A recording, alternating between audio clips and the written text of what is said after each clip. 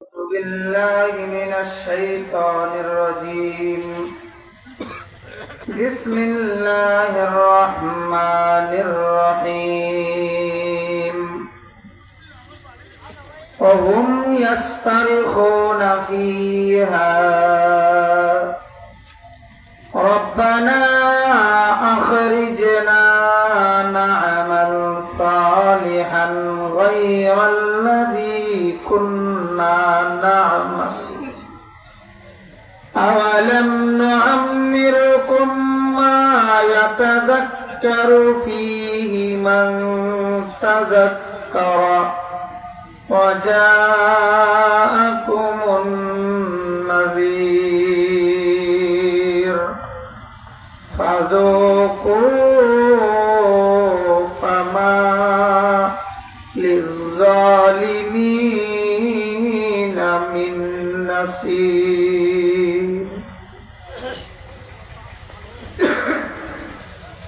وعن عبد الله بن عباس رضي الله تعالى عنه قال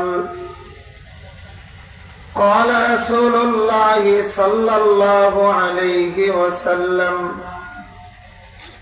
اغتنم خمسا قبل خمس شبابك قبل هرمك وصحتك قبل سقمك وغناءك قبل فقرك وفراغك قبل شغلك وحياتك قبل موتك أو كما قال عليه الصلاة والسلام. اللهم صل على محمد النبي الأمي وعلى آله وسلم تسليما. أستغفر الله إن الله غفور رحيم. الحمد لله. ঐতিহ্যবাহী গোলাপগঞ্জ থানার উল্লেখযোগ্য এক এলাকা ইসলামপুর এলাকাবাসীর উদ্যোগে আয়োজিত আজকের এই 14তম বার্ষিকী তাফসীরুল কোরআন মাহফিলের বর্তমান অধিবেশন পর্যন্ত যে মহান রব আমাকে আপনাকে উপস্থিত থাকার মতো সুযোগ আর তৌফিক দান করেছেন, আমরা সকলেই অন্তর থেকে কালিমাতুশ শুকর আদায় করছি আলহামদুলিল্লাহ। আল্লাহ তাআলার অশেষ দয়া এবং মেহেরবানি যে মহান আল্লাহ তাআলা আমাকে আপনাকে কোরআন ও সুন্নাহর আলোচনায় গভীর রাত পর্যন্ত শরীক থাকার সুযোগ দান করেছেন, এটা একমাত্রই আল্লাহ তাআলার দয়া এবং মেহেরবান। আমরা সকলেই জানি সাধারণত অনেকাংশেই যুবকদেরকে দেখা যায় গান বাজনা বাদ্যযন্ত্র এগুলি নিয়েই ব্যস্ত থাকে। সকলে নয়, কিছু সংখ্যক কেমন আছে। আল্লাহ তাআলার দয়া আর মেহেরবানি ইসলামপুর এলাকার যুব সমাজ এই এলাকাটাকে সমাজটাকে পরিবর্তন করা এবং সমাজে যত ইসলামী কর্মকাণ্ড আছে এবং সামাজিক কাজ আছে এইগুলির উন্নয়নের দিকে দৃষ্টি দেওয়া, এটা আসলেই কাহারও কোনো ব্যক্তিগত বাহাদুরি নয়, তৌফিক দান করেছেন মাশাআল্লাহ। সবাই বলি, কে দান করেছেন? ঈসা আদম বজুরে বাজুইনি ই সাআদত বজুরে বাজুই নিস তানা বখশাদ খুদায়ে বখশন্দা। দ্বীনের পেছনে নিজের সময় ব্যয় করা, মসজিদ মাদ্রাসা এবং ঈদগাহ সহ ইসলামী যত এবং সামাজিক যত উন্নয়ন কর্মকাণ্ড আছে এগুলির সাথে নিজেকে সম্পৃক্ত রাখা নিজের ব্যক্তিগত বাহাদুরির দ্বারা সম্ভব হয় না, যতক্ষণ পর্যন্ত আল্লাহর পক্ষ থেকে কবুল না করা হয়। কথা বলেন ঠিক কিনা? এই সুযোগ আর তৌফিক দান করলেন কে? মাশাআল্লাহ। আবার বলি, কে দান করেছে? আল্লাহ। আপনি ইসলামের ইতিহাস যদি দেখেন, একেবারে সরাসরি নবীজির হাদিসের দিকেও যদি তাকান, সেকালের যুবকেরা কি করেছিল আর এই ধারাবাহিকতায় বর্তমান যুবকেরা কি করছে, আলহামদুলিল্লাহ কোরআন সুন্নাহর দিকে তাকালে তার উজ্জ্বল এবং জ্বলন্ত প্রমাণ পাওয়া যায়। আলহামদুলিল্লাহ বলি। আল্লাহর নবীজি একদিন সাহাবায়ে কেরামদের সামনে এভাবে বয়ান করছিলেন। সেই যুগে তো আর এই সিস্টেম ছিল না, মাইক পদ্ধতি ছিল না।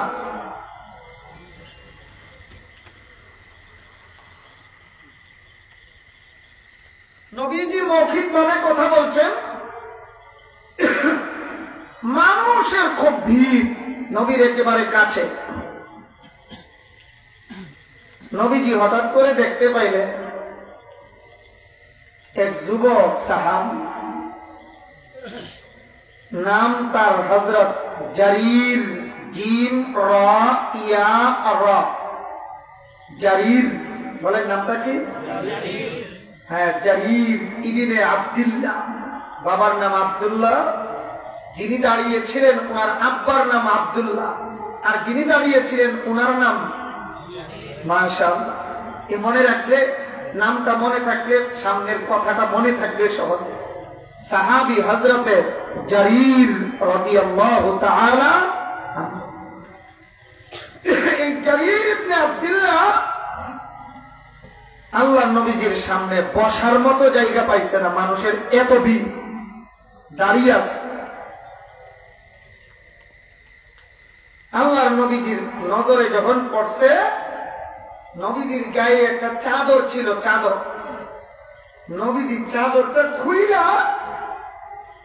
যুবকের দিকে এভাবে নিক্ষেপ করে দিয়ে বলে, জারির, এই চাদরের উপর, চাদরটা বিছায়া চাদরের উপর বসো।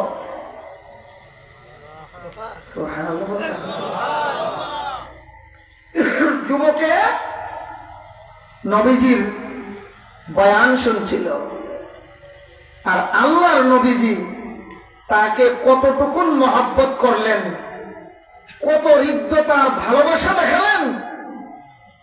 নবীজি গায়ের চাদরটা খুলে নিক্ষেপ করে দিয়ে বলে, জারির, চাদরটা বিছিয়ে এর উপর তুমি বসে যাও।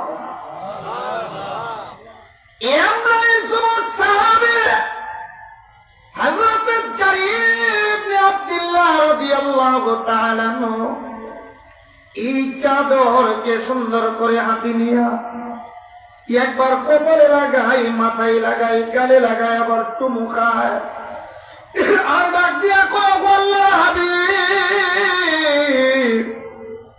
যেই চাদর আপনার শরীর মুবারকে লাগাইছেন, আল্লাহর নবী গো, আমি এই চাদরটা কেমনে আমার পায়ের নিচে বিছাবো? আল্লাহু আকবার বলেন। ইয়া রাসূলুল্লাহ, ওয়া আল্লাহর হাবিব, এই চাদর বিছাইয়া বসা আমার দ্বারা সম্ভব হবে না। আকরামাকাল্লাহু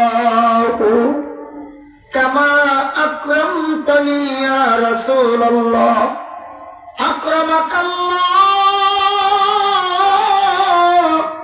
কামা আকরামতানি ইয়া রাসূলুল্লাহ। ও আল্লাহর নবী, আল্লাহ আপনার ইজ্জত সম্মান আরো বাড়াইয়া দিক। আপনি আমাকে যেইভাবে আদর করেছেন, সম্মান করেছেন, আমি আল্লাহর কাছে দোয়া করি, আল্লাহ আমার নবীর সম্মান তুমি আরো বাড়ায়া দাও।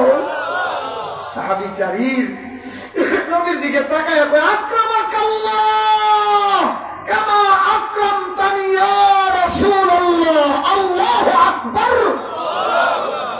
নবীজি এত আদর করতেন যুবকদেরকে, আর এজন্যই যুবকেরা ইসলামের জন্য এত কিছু করেছে। প্রথম ইসলাম গ্রহণকারী যারা ছিলেন অধিকাংশই যুবক। একেবারে প্রথম দিকে আমি বলবো ইনশাল্লাহ, কিছু নাম বলবো। আপনারা পোস্টার বা লিফলেটে দেখেছেন আমাদের এই অধিবেশনের আলোচ্য বিষয় সমাজ সংস্কারে যুব সমাজের করণীয় কি, তাদের ভূমিকা কি।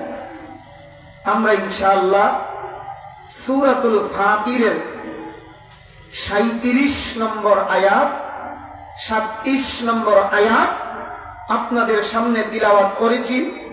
পাশাপাশি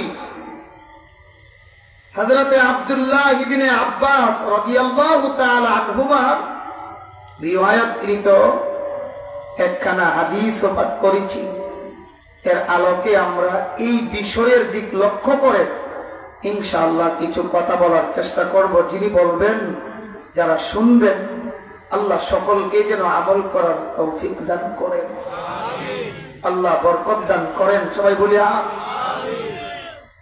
অনেক কষ্ট করেছে এই ইসলাম দলের যুবকেরা, আকাশের এই প্রতিকূল অবস্থার মধ্য দিয়ে 2-3 বার মসজিদের ভিতরে যাওয়া, আবার বাহিরে আনা, আবার যাওয়া, আবার আসা। আল্লাহ পরীক্ষা করছে। আলহামদুলিল্লাহ, আল্লাহ তাআলা যেন আমাদেরকে পরিপূর্ণ বরকত নসিব করেন, আমিন বলি। আর বৃষ্টি তো আসলেই রহমতের জিনিস, আমরা সবাই জানি। কি গরম ছিল, এত শীতকালটা এখনো শেষ হয় নাই, এর ভিতরেই কেমন গরম দেখা যায়। তো রাস্তাঘাটে ধুলাবালি। আলহামদুলিল্লাহ, বৃষ্টির প্রয়োজন। আল্লাহ আল্লাহর রহমতের বৃষ্টি দান করেছেন, আবার আমাদেরকে সুযোগ দান করেছেন। আলহামদুলিল্লাহ। রাসূল করিম সাল্লাল্লাহু আলাইহি ওয়াসাল্লাম যুবকদেরকে অনেক আদর করতেন, সামনে বাড়িয়ে দিতেন। আর এজন্যই তো ইতিহাসের দিকে তাকালে দেখা যায় প্রথম ইসলাম গ্রহণকারী যারা অধিকাংশই যুবক। যুবকেরা ইসলামের প্রাণশক্তি, যুবকেরাই ইসলামের জন্য যারা জীবন বিলীন করেছে এই পর্যন্ত, তারা যুবক, অধিকাংশই যুবক। আর দেশের জন্যও যারা জীবন দেয় তারাও অধিকাংশ যুবক। কথা বলেন ঠিক কিনা? ইতিহাসের পাতা থেকে কিয়ামত পর্যন্ত কি আর এই রংপুরের আবু সাইদের নাম মুছে ফেলা যাবে? কথা বলেন না কেন? আপনি যেই পার্টি করেন আমার কোনো আপত্তি নেই। আপনার কাছে যেটা ভালো লাগছে, আপনি আওয়ামী লীগ ভালো লাগছে করেছেন, করেন। আপনার কাছে বিএনপি ভালো লাগে, করেন। আপনার কাছে জমিয়তে উলামা ইসলাম ভালো লাগছে, করেন। আপনার কাছে জামাত ইসলাম ভালো লাগে, আপনি আপনার ঈমান আমল, আমার 2 শর্ত, ঈমান আমল বাঁচায়া যেই পার্টি ভালো লাগে আপনি করেন। কিন্তু সত্য কথা স্বীকার করবেন, ইতিহাসের পাতা থেকে আবু সাইদের নাম ইচ্ছে করলেই কি আর মুছে ফেলা যাবে? এই যে পানি পানি বলে কেঁদেছিল, পানি পানি বলে ডেকেছিল আমার ব্রাহ্মণবাড়িয়ার কৃতি সন্তান নবীনগরে যার বাড়ি মাহফুজুর রহমান মুগ্ধ, এই মুগ্ধের পানির ইতিহাস কি ভোলা যাবে? বলেন বলেন, ভোলা যাবে? ইয়ারমুকের যুদ্ধে আইরে পানির পিপাসায় সাহাবাই কেরাম কাতরাচ্ছে, একটু পানি কোত্থেকে ব্যবস্থা হলো, নিয়ে দেওয়া হলো, এই নেন পানিটা পান করেন। না, আমার চেয়ে বেশি তৃষ্ণার্ত আমার এই ভাই, আমাকে না দিয়ে ওনাকে দেন। দেওয়া হলো দ্বিতীয় জনকে। তিনি বলেন না। যেই সময়ে ওই পানি পানি পানি বলে চিৎকার করছিল, এমন সময় দ্বিতীয় জনে কয় না, আমার চেয়েও তৃষ্ণার্ত তৃতীয় ভাই। তৃতীয় জনে বলে আমার চেয়েও বেশি তৃষ্ণার্ত চতুর্থ জন। এই করতে করতে পানি পুরা যুদ্ধের ময়দান ঘুরে প্রথম যার কাছ থেকে গেছিল আবার ঠিক সেই জায়গায় ফিরে এসেছিল। ওই দৃশ্যটা তো দেখলে আর দৃশ্যর দিকে তাকালে তো ইয়ার মুখের যুদ্ধের ময়দানের কথা মনে পড়ে যায়। ওই নবীদের যুগে যেমন যুবকেরা ইসলামের জন্য জীবন দিয়েছিল, এই যুগেও কিছু লোক আছে নিজের বাক স্বাধীনতা যেখানে বন্ধ হয়ে গেছিল ওইগুলি ঠিক করার জন্য, দেশের জন্য যদি নিজের স্বাধীনতা নিয়ে চলতে পারে না, এই সময় যদি দেশের জন্য জীবন দেয়, তাদের নাম শাহাদতের খাতায়, শহীদের খাতায় লিখা হয়। আল্লাহু আকবার বলে। দেশের জন্য যারা জীবন দেয় তারা যুবক, দেশের প্রাণ শক্তি আমার সমাজের যুবকেরা। আল্লাহর নবীজির সাহাবায়ে কেরামদের মধ্যে উল্লেখযোগ্য কয়েকটা নাম শোনা। হযরত আবু বকর সিদ্দিক রাদিয়াল্লাহু তাআলা আনহু যখন কালিমা পড়েন, ওনার বয়স ছিল 36 থেকে 37। উমর রাদিয়াল্লাহু তাআলা আনহু যখন ইসলাম ধর্ম গ্রহণ করেন, ওনার বয়স ছিল 26। উসমান গনি রাদিয়াল্লাহু তাআলা আনহু যখন কালিমা পড়েন, ওনার বয়স ছিল 34। আলী রাদিয়াল্লাহু তাআলা আনহু যখন কালিমা পড়েন, ইসলাম ধর্ম গ্রহণ করেন, ওনার বয়স ছিল মাত্র 7 থেকে 8। সুবহানাল্লাহ বলবেন। আল্লাহর নবীজির সাহাবী আব্দুল্লাহ, যার নাম হয়েছিল কালিমা গ্রহণ করার পর, আগে নাম ছিল আব্দুল উজ্জা, তিনি যখন কালিমা পড়েন বয়স ছিল মাত্র 20। বলেন, বয়স ছিল মাত্র 20। হযরত যায়েদ বিন হারিসা রাদিয়াল্লাহু তাআলা আনহু যখন কালিমা পড়েন বয়স ছিল 20। আব্দুর রহমান ইবনে আউফ রাদিয়াল্লাহু তাআলা আনহু যখন কালিমা পড়েন বয়স ছিল মাত্র 20। প্রথম দিকে যারা ইসলাম ধর্ম গ্রহণ করেছিল অধিকাংশরাই যুবক। বলেন, অধিকাংশরাই যুবক। আমরা আজ যেই পরিসরে এখানে বসেছি দ্বীনের কিছু কথা শোনার জন্য, আমরা সকলেই জানি দ্বীন যেখান থেকে শিখা যায়, দ্বীন শিখার এক মাধ্যম, বিশেষ করে আমাদের গ্রামাঞ্চলের ইমাম সাহেবরা মসজিদে যে ইমামতি করেন, সকালবেলা মক্তব পড়ান। আপনাদের এলাকায় আছে কিনা জানি না, আছে? শুকরিয়া আদায় করেন, জুড়ে করেন আলহামদুলিল্লাহ। যতদিন পর্যন্ত আমাদের সকালবেলার মক্তবগুলি থাকবে, ততদিন পর্যন্ত সমাজের মানুষ এতটা বেয়াদব হবে না। কারণ মক্তবে যেই ছেলেটা পড়ছে, আমাদের এলাকায় তো এমনও আছে, এলাকার মুরব্বী, এলাকার যুবক ইমাম সাহেবের ছাত্র, এর ডাক দিয়েই না কিছু জিজ্ঞেস করলে আদবের সাথে কথা কয় আর কয়, হুজুর আপনি আমার উস্তাদ, আমার আম্মা কইছে আম্মা বলে আপনার ছাত্রী, আমার আব্বা কইছে আব্বাও বলে আপনার কাছে পড়ছে। এমন আছে না অনেক? দীর্ঘদিন ধরে ইমাম আছেন, এই ইমাম সাহেবের ছাত্র মাও, আবার বাবাও, আবার ছেলেও, বর্তমানে নাতিনাত কররাও এই ইমামের ছাত্র। এমন বহু ঐতিহ্যবাহী এলাকা আছে যেখানে ইমাম দীর্ঘদিন থাকে। কথা বলেন সবাই, ঠিক কিনা? ধন্যবাদ জানায় আমাদের এমন গ্রামাঞ্চলের ইমাম সাহেবদেরকে। অল্প হাদিয়া বেতন পাইয়াও যারা নিজের মূল্যবান সময় এই মসজিদ এবং এলাকাবাসীর খেদমতে কাটায়। আলহামদুলিল্লাহ, কোন আলহামদুলিল্লাহ।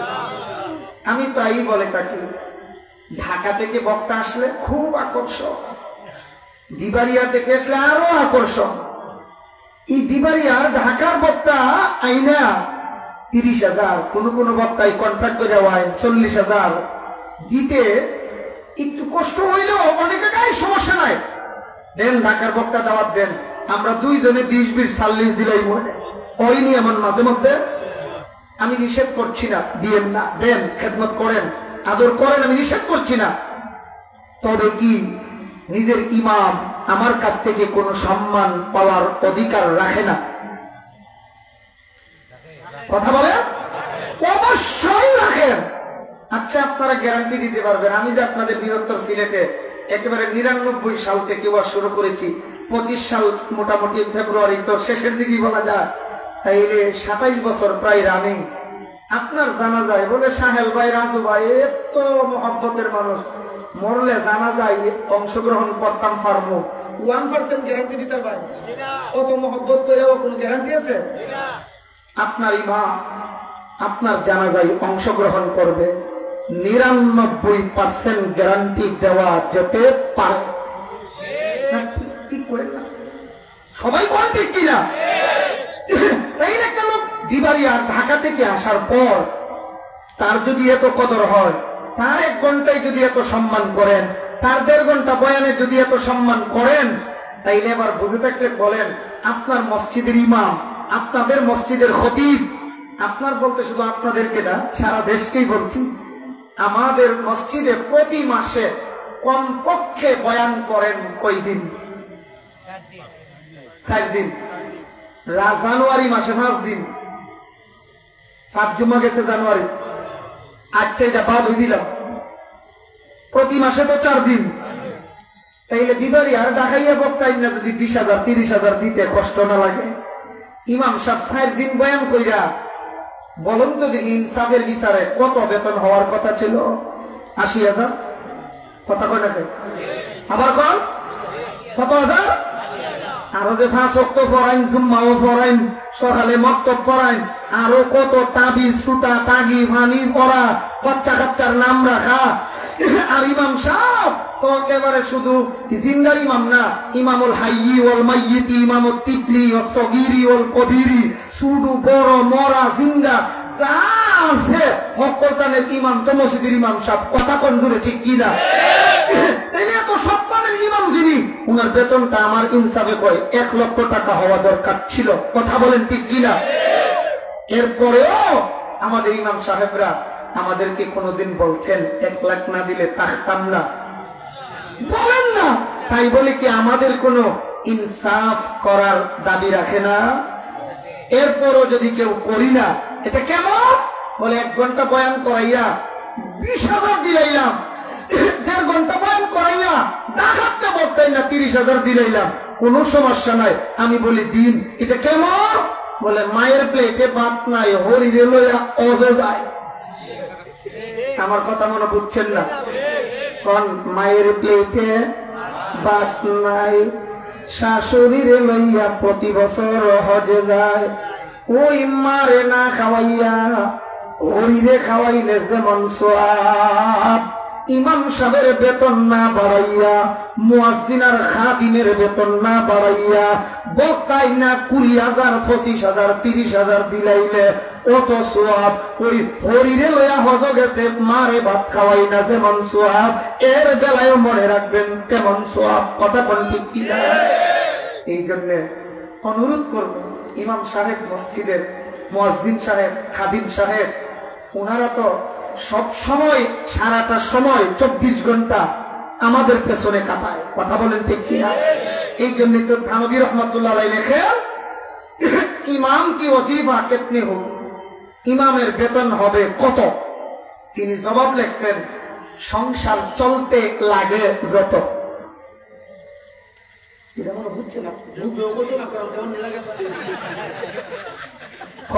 ইমামের বেতন হবে কত?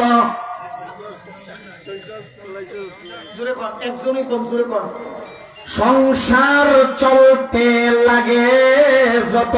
কথা বলেন, ইমামের বেতন হবে কত?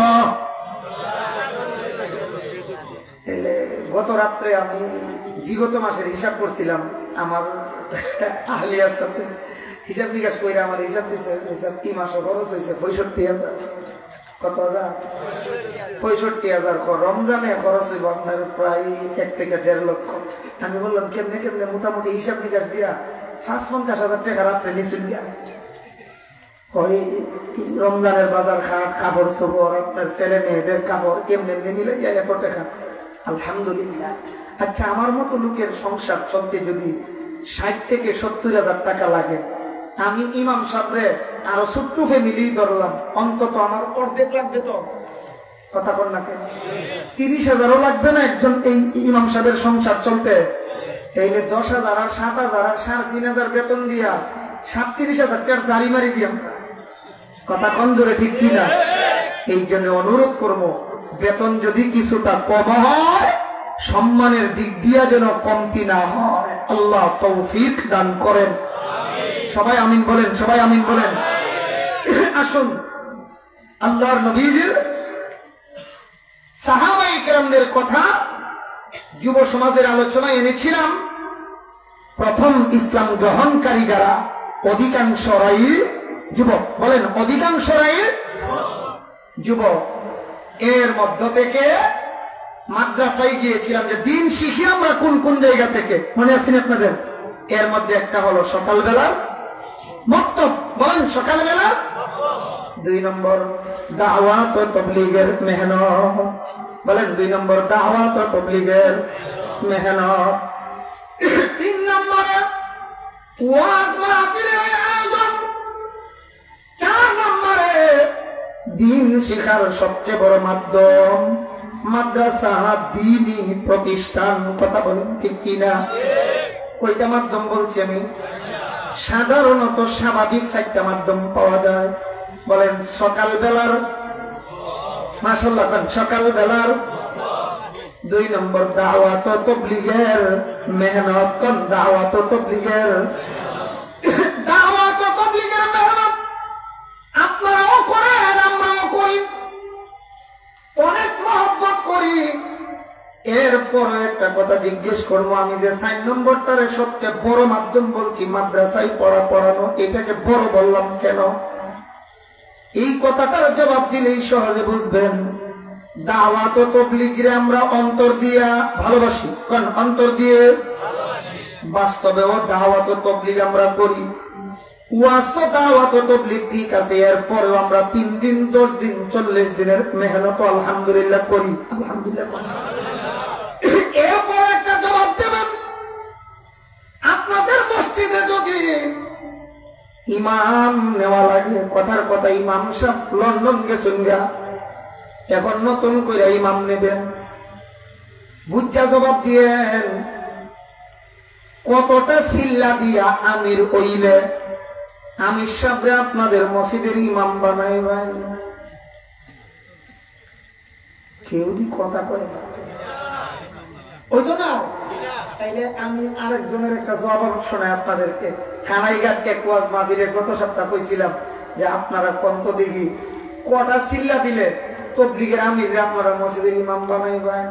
এক সাধারণ পাবলিক বৈশান আপনার দাঁড়াই গেছে, আর দাঁড়াইয়া জীবন চিল্লা দিলে ও না, বুঝছেন না আমার মা? জীবন চিল্লা দিলে মসজিদের ইমাম বানাইতাম। কারণ কি? সারা জীবন চিল্লা দিলেও ইমাম হওয়ার মতো যোগ্যতা অর্জন পরিপূর্ণ 100% হয় না। কথা বলেন ঠিক কিনা? এই জন্য কি বুঝলেন আমি তাবলীগের বিরুদ্ধে বদনাম করছি? না না না, তুলনামূলক ব্যবধানটা বুঝাইবার জন্য বলছি, ডিফারেন্সটা বুঝাবার জন্য বলছি। কথা বলেন ঠিক কিনা? তাবলীগ আমার জান, তাবলীগ আমার মান, তাবলীগ আমার প্রাণ। আমি ভালোবাসি দাওয়াত ও তাবলীগের। এরপরে তুলনামূলক বিশ্লেষণে তো অবশ্যই ব্যবধান আছে। কথা বলেন ঠিক কিনা? ওই তুলনামূলক বিশ্লেষণের ব্যবধানটা বুঝাবার জন্য বলছি। তাবলীগ ওয়ালার অনেক যোগ্যতা অর্জন হয়, তবে 100% ইমামতি করার মাসআলা জীবন চিল্লা দিলেও অর্জন হয় না। এটা একমাত্র হয় আমাদের এই মাদ্রাসাগুলিতে। কথা জোরে বলেন ঠিক কিনা? এই জন্য বাবা 4টা মাধ্যম রয়েছে দিন শিখার জন্য আমার বাংলাদেশে সাধারণত। একটা হলো সকালবেলার মক্তব, 2 নম্বর দাওয়াত ও তাবলীগের মেহনত, 3 নম্বর ওয়াজ মাহফিলের আয়োজন, 4 নম্বর দ্বীনি মাদারিসগুলি, মাদ্রাসাগুলি। কথা বলেন ঠিক কিনা? ইসলামের প্রথম যুগের প্রথম মাদ্রাসা যেই সাহাবীর বাড়িতে হয়, আমার মন তো ছিল যুবক, মনে আসেনি আপনাদের? এক যুবক সাহাবী, বয়স মাত্র 16। সুবহানাল্লাহ বলবেন না? ওই সাহাবীর ঘর আল্লাহর নবীকে বলে দেওয়া হয়েছে, আল্লাহর হাবিব গোপনে গোপনে যে আপনি দ্বীনের দাওয়াত দেন আর তালিম দেন, আমার ঘরটা আপনাকে দিলাম। জোরে বল না। নামটা বলবো আমি, একটু খেয়াল করে শুনেন। এলাকাটা শুনে, এলাকাটা কাবা শরীফ থেকে বেশি দূরে না।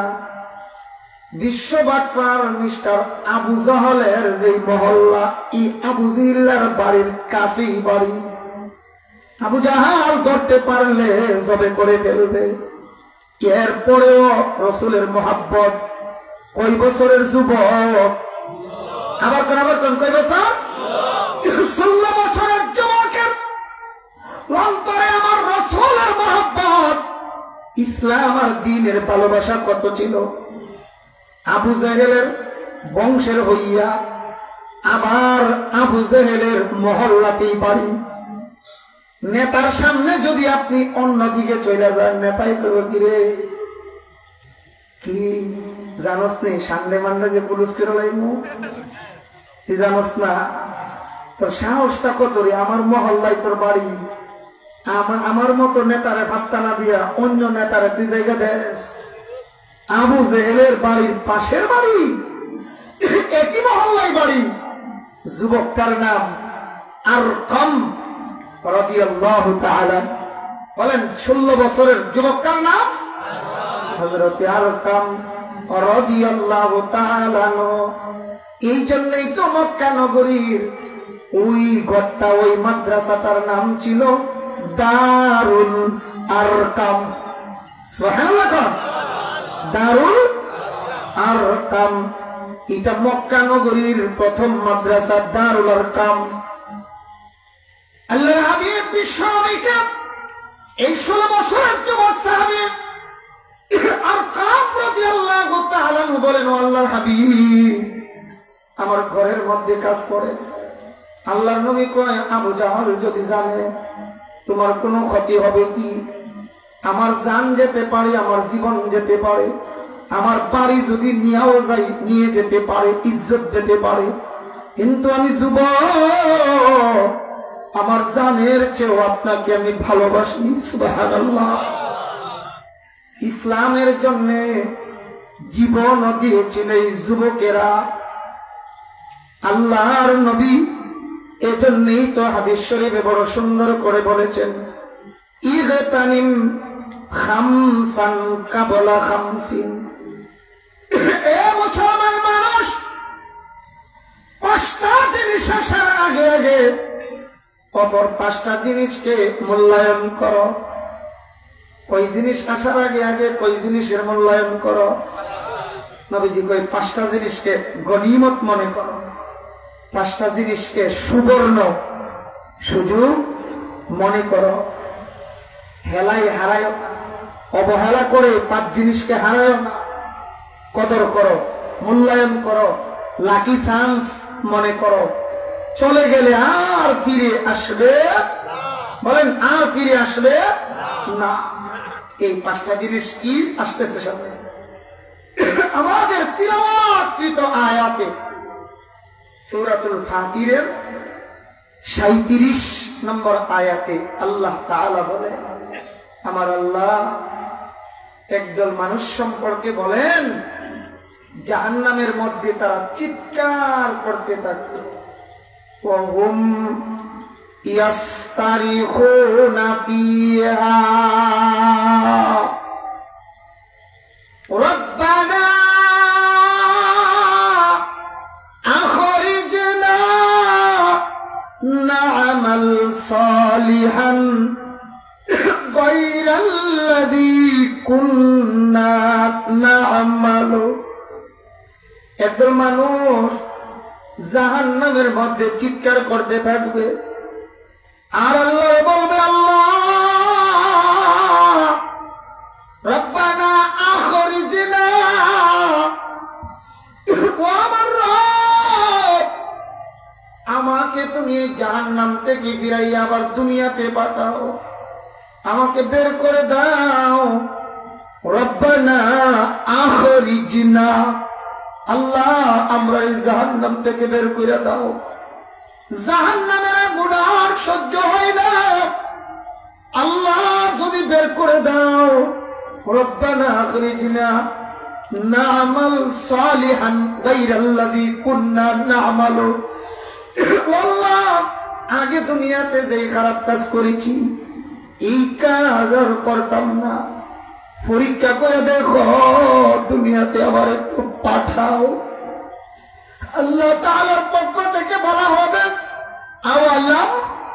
আওয়ালাম নুআম্মিরুকুম মা ইয়াতাযাক্কারু মান তাযাক্কারা ফীহি। এরে আমার বান্দা, তোরে কি দুনিয়াতে এমন বয়স দেই না, যৌবন কাল কি তোরে দেই নাই? আওয়ালাম নুআম্মিরুকুম মা ইয়াতাযাক্কারু মান তাযাক্কারা ফীহি। এমন বয়স কি আমি আল্লাহ দেই না, এমন সময় জীবন কি তোরে দেই না যেই সময়ের মধ্যে মান তাযাক্কারা ফীহি, তোমাকে ওয়াজ নসিহত কইরা মানুষ বুঝাইতো, এমনটা কি আমি আল্লাহ তোমাদেরকে দেই নাই? কি বলেন, দিয়েছিলেন কিনা? সবাই বলেন, দিয়েছেন কিনা? আল্লাহ আল্লাহ বলা হবে, আল্লাহ আবার পাঠাও, জাহান্নাম থেকে আমাকে বের কইরা দুনিয়াতে পাঠাও। আল্লাহ তাআলা বলবেন, বান্দা তুই যতই বলস রব্বানা আখরিজনা না'মাল সালিহান গায়রাল্লাযী কুন্না না'মালু, তুই যে বলতেছিস আবার পাঠাইলে ভালো কাজ করবি। আওয়ালাম নুআম্মিরুকুম মা ইয়াতাযাক্কারু ফীহি মান তাযাক্কারা ওয়া জাআকুমুন নাযীর। বান্দা তোমাদের কাছে তো ওয়াজ নসিহত করেনওয়ালা এসেছিল, নবীগণ পাঠিয়েছিলাম। নবীগণ যখন ছিল না দুনিয়ায়, তখন তো তোমাদের কাছে নাইবে নবী যারা, তারাও এসেছিল। ও জাআকুমুন নাযীর ফাযুকু ফামা লিয-যালিমিনা মিন নাসীর। এই বান্দা, এই যে দ্বীনের কথা বলা হলো, কোরআন সুন্নাহর কথা শোনানো হলো, শুনাইবার পরেও তোমরা এই কথাগুলি গ্রহণ করলে না। ফাযুকু, সুতরাং এখন আযাবের স্বাদ গ্রহণ করো। নাউযুবিল্লাহ বলেন, নাউযুবিল্লাহ। আয়াতের শেষ দিকে আল্লাহ বলেন, ফামা লিয-যালিমিনা মিন নাসীর। জালিম সম্প্রদায় যারা জনগণের উপর জুলুম করে, মানুষের উপর জুলুম করে, এদের জন্য কিয়ামতের ময়দানে কোন সাহায্যকারী থাকবে? ওয়াজ আমার না আল্লাহ? কথা কন না। আল্লাহ সূরাতুল ফাতির আয়াত নম্বর 37, এই আয়াতের শেষ দিকে আল্লাহ কয়, ফামা লিয-যালিমিনা মিন নাসীর। নাসীর মানে সাহায্যকারী। জালিমের কোন সাহায্যকারী হাসরের ময়দানে থাকিবে থাকিবে না। এই আয়াতের ব্যাখ্যায় লেখা, পৃথিবীতে যত গুনাহ করা হয়, বলেন পৃথিবীতে যত, সব গুনাহের শাস্তি হবে, হিসাব নিকাশ হবে, বিচার হবে হাসরের মাঠে। বলেন সব গুনাহের বিচার, হিসাব নিকাশ কোথায় হবে? তবে তবে আমার নবীজি কয়, একটা গুনার বিচার হাসরের মাঠে তো হবে, হবেই, দুনিয়াতেও হবে। কয়টা বিচার? একটা। বলেন কয়টা? এটার নাম হইল জুলুম। জুলুমের বিচার হাসরের মাঠেও হবে, জুলুমের বিচার দুনিয়াতেও হয়। এটা আমরা ধৈর্যের অভাব। আমরা কই কি ব্যাপার 20 বছর দিয়ে জায়গা কই বিচার টিচার দিয়ে কিচ্ছু হয় না। আল্লাহ কই আরে না দান, ধৈর্য ধরস না, একটু সবর করস না, আমি আল্লাহর হাতেই তো সবকিছু। কথা জোরে কোন ঠিক কিনা? আল্লাহ তাআলা দেখায়া দিতে পারেন এই সব কিছুই আল্লাহ তাআলার হাতে। বলেন বলেন কার হাতে? আল্লাহর হাতে সব কিছু। না আল্লাহ দেখাইতে পারেন, আল্লাহ বুঝাতে পারেন। এই জন্যই নবীজি বলেন সব অপরাধের বিচার হবে হাসরের মাঠে।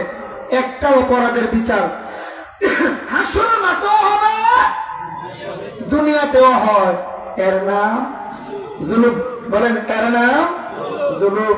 নিপীড়ন, নির্যাতন, অত্যাচার, এইগুলির বিচার আল্লাহ দুনিয়াতেই কইরা রে।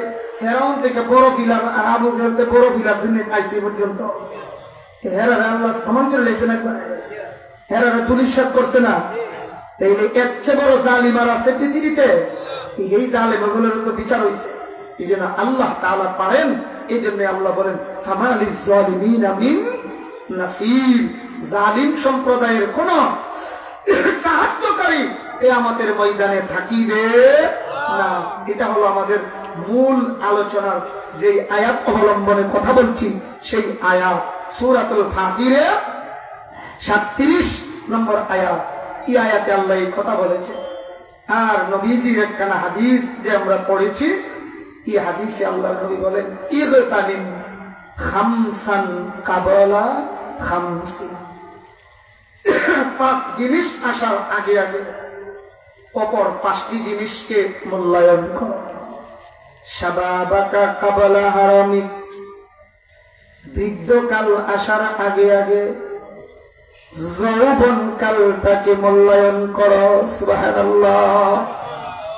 যুবক, তোমার এই যৌবন কাল দিয়া যেই কাজ ইচ্ছা করলে তুমি করতে পারবা, বুড়া কালে 70-80 বছর 90 বছরের বুড়ার দ্বারা ইচ্ছা করলেও এই কাজ করা সম্ভব হবে না।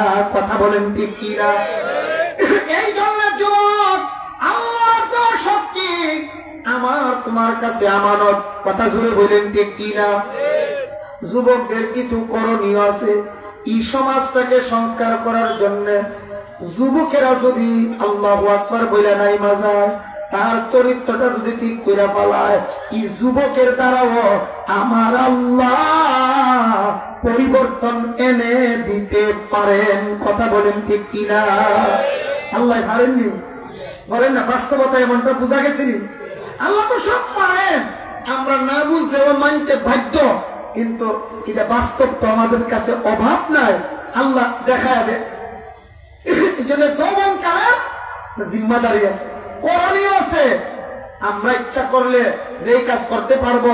যুবকে হুজুর ইচ্ছা করলে উনি ইচ্ছা করলে পারবেন? কথা বলেন পারবেন? সবটা সম্ভব না। আমি যখন এই হাদিস পড়ি হাটহাজারী মাদ্রাসায়, আমার উস্তাদে মুহতারাম শেখুল ইসলাম আল্লামা শাহ আহমদ শফি রাহিমাহুল্লাহ দৃষ্টান্ত দিয়েছিলেন এভাবে। দাদা আর নাতি তাহাজ্জুদের নামাজের সময় ওই কাজীর বাজার মাদ্রাসায় নাতি পড়ে সরহে বেকায়া জমাতে। নাতি আসছে বাড়িতে ইসলামপুর, আসার পরে রাত 3টা 3:30টার সময় নানা অথবা দাদা আর নাতি একসাথে ঘুমাইছে। নাতি দাদারে ডাক দেই, দাদা আর 1 ঘন্টা পরে আজান হবে, দাদা উঠেন, অথবা নানা উঠেন, 2-4টা রাকাত নফল নামাজ পড়ি, তাহাজ্জুদ পড়ি, দোয়া করি।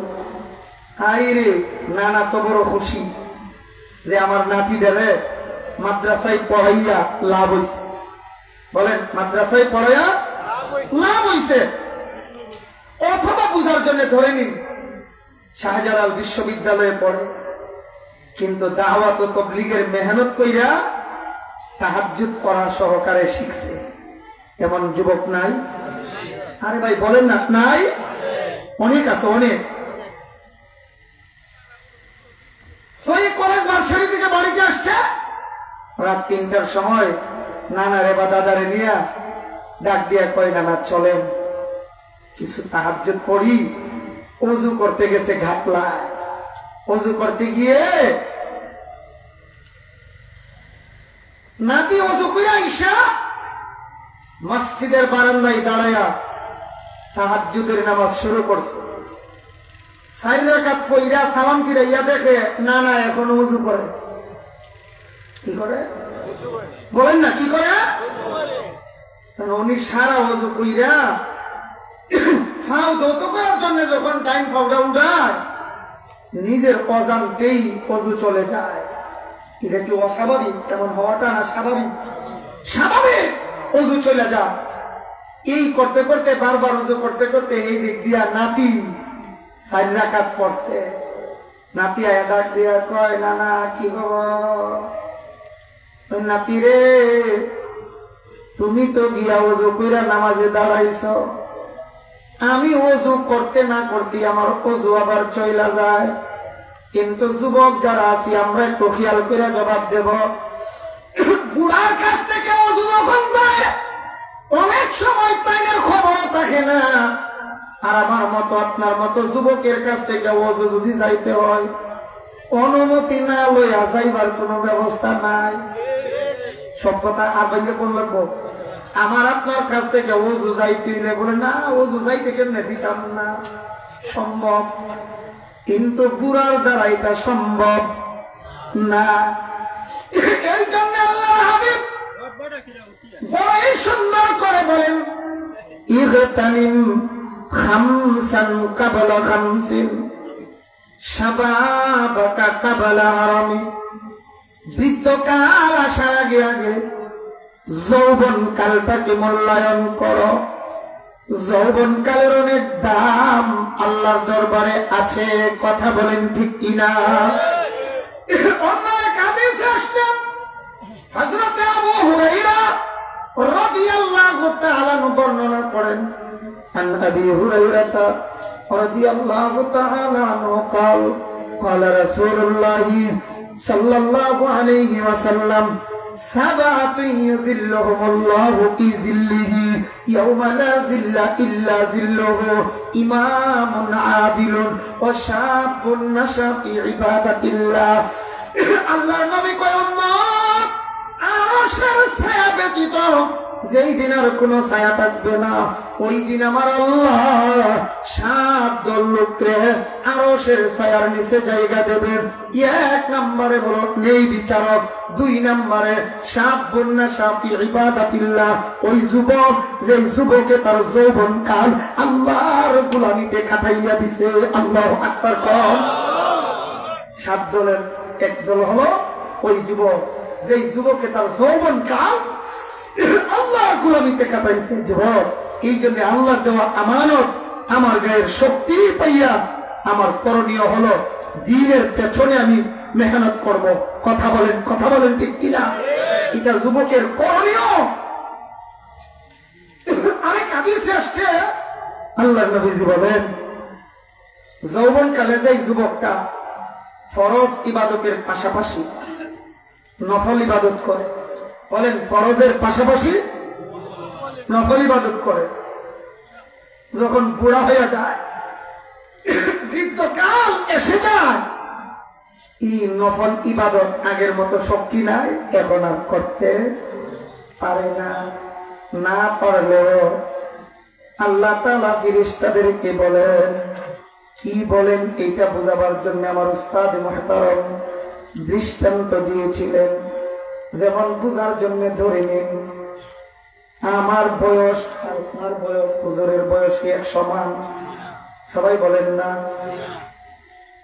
বুঝার জন্য ধরে নিন ওনার বয়স এখন 80, বিসিএস কেরার সার্টিফিকেট আছে আগের, এমএ পাস, বিএ পাস অথবা বিসিএস কেরার।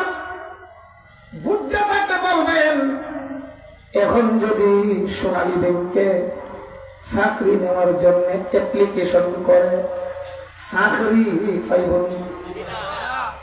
হয়তো না কেন ওনার তো শাড়ি বিরাস তো হইতে না কোন কিতা হয়ে গেছে গা এক কথা ডেট ওভার কোন কিতা ওভার ডেট ওভার এখন সোনালী ব্যাংকে বা কোন সরকারি চাকরি ফাইত বরং এতদিন যদি সোনালী ব্যাংকে চাকরি কইরাও থাকে সরকারে কইব চাচা এখন আর অফিসে জ্বালায়ও না বাড়ির দিয়া বুন্নিরে জ্বালাও প্রয়োজনে বুন্নিরে লইয়া খাইতা চলতা কিছু পেনশন দিলাই মনে প্রতি মাসে মাসে তেল সাবান কাপড় চোপড় ডাল চাল কিতাও দি মনে দেয়নি তো যাও গা আর তাই কেন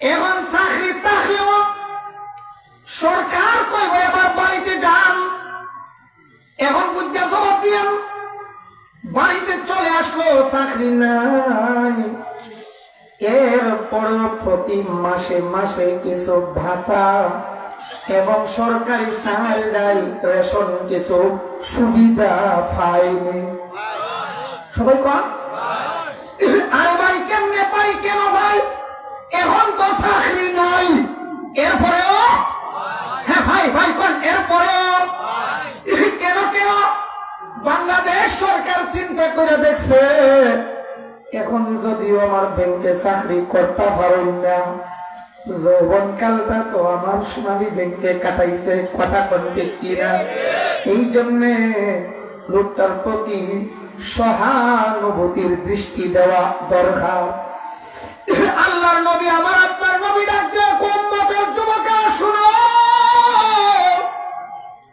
তুমি যদি তোমার যৌবনকালে আল্লাহর গোলামি করতে পারো ফরজ ইবাদতের পাশাপাশি যদি নফল ইবাদত করতে পারো তাহাজ্জুদ পড়তে পারো কোরআনের তিলাওয়াত যদি করতে পারো বুড়া হয়ে গেলে পারবা না এরপরে আল্লাহ ফেরেশতাদেরকে বলবেন ফেরেশতারা বাংলাদেশ সরকার যদি পেনশন পাওয়ার পরে প্রতি মাসে মাসে ভাতা দিতে পারে সুযোগ সুবিধা দিতে পারে আমি আল্লাহ রহমান আল্লাহু আকবার বলেন আমি আল্লাহ দয়ালু আমি আল্লাহ তোমাদেরকে বললাম ওই যে বুড়া লোকটা দেখা যায় একদিনই তো বুড়া হইছে না যৌবন কালে আমার গোলামি করছে নফল করছে এখন বুড়া হওয়ার পরে কোরআন তিলাওয়াত করতে পারে না তাহাজ্জুদ পড়তে পারে না না পারলেও তাহাজ্জুদের সওয়াব লিখতে থাকো আল্লাহ কতদিন ও মরবে না যতদিন আমি জোরে বলছি সুবহানাল্লাহ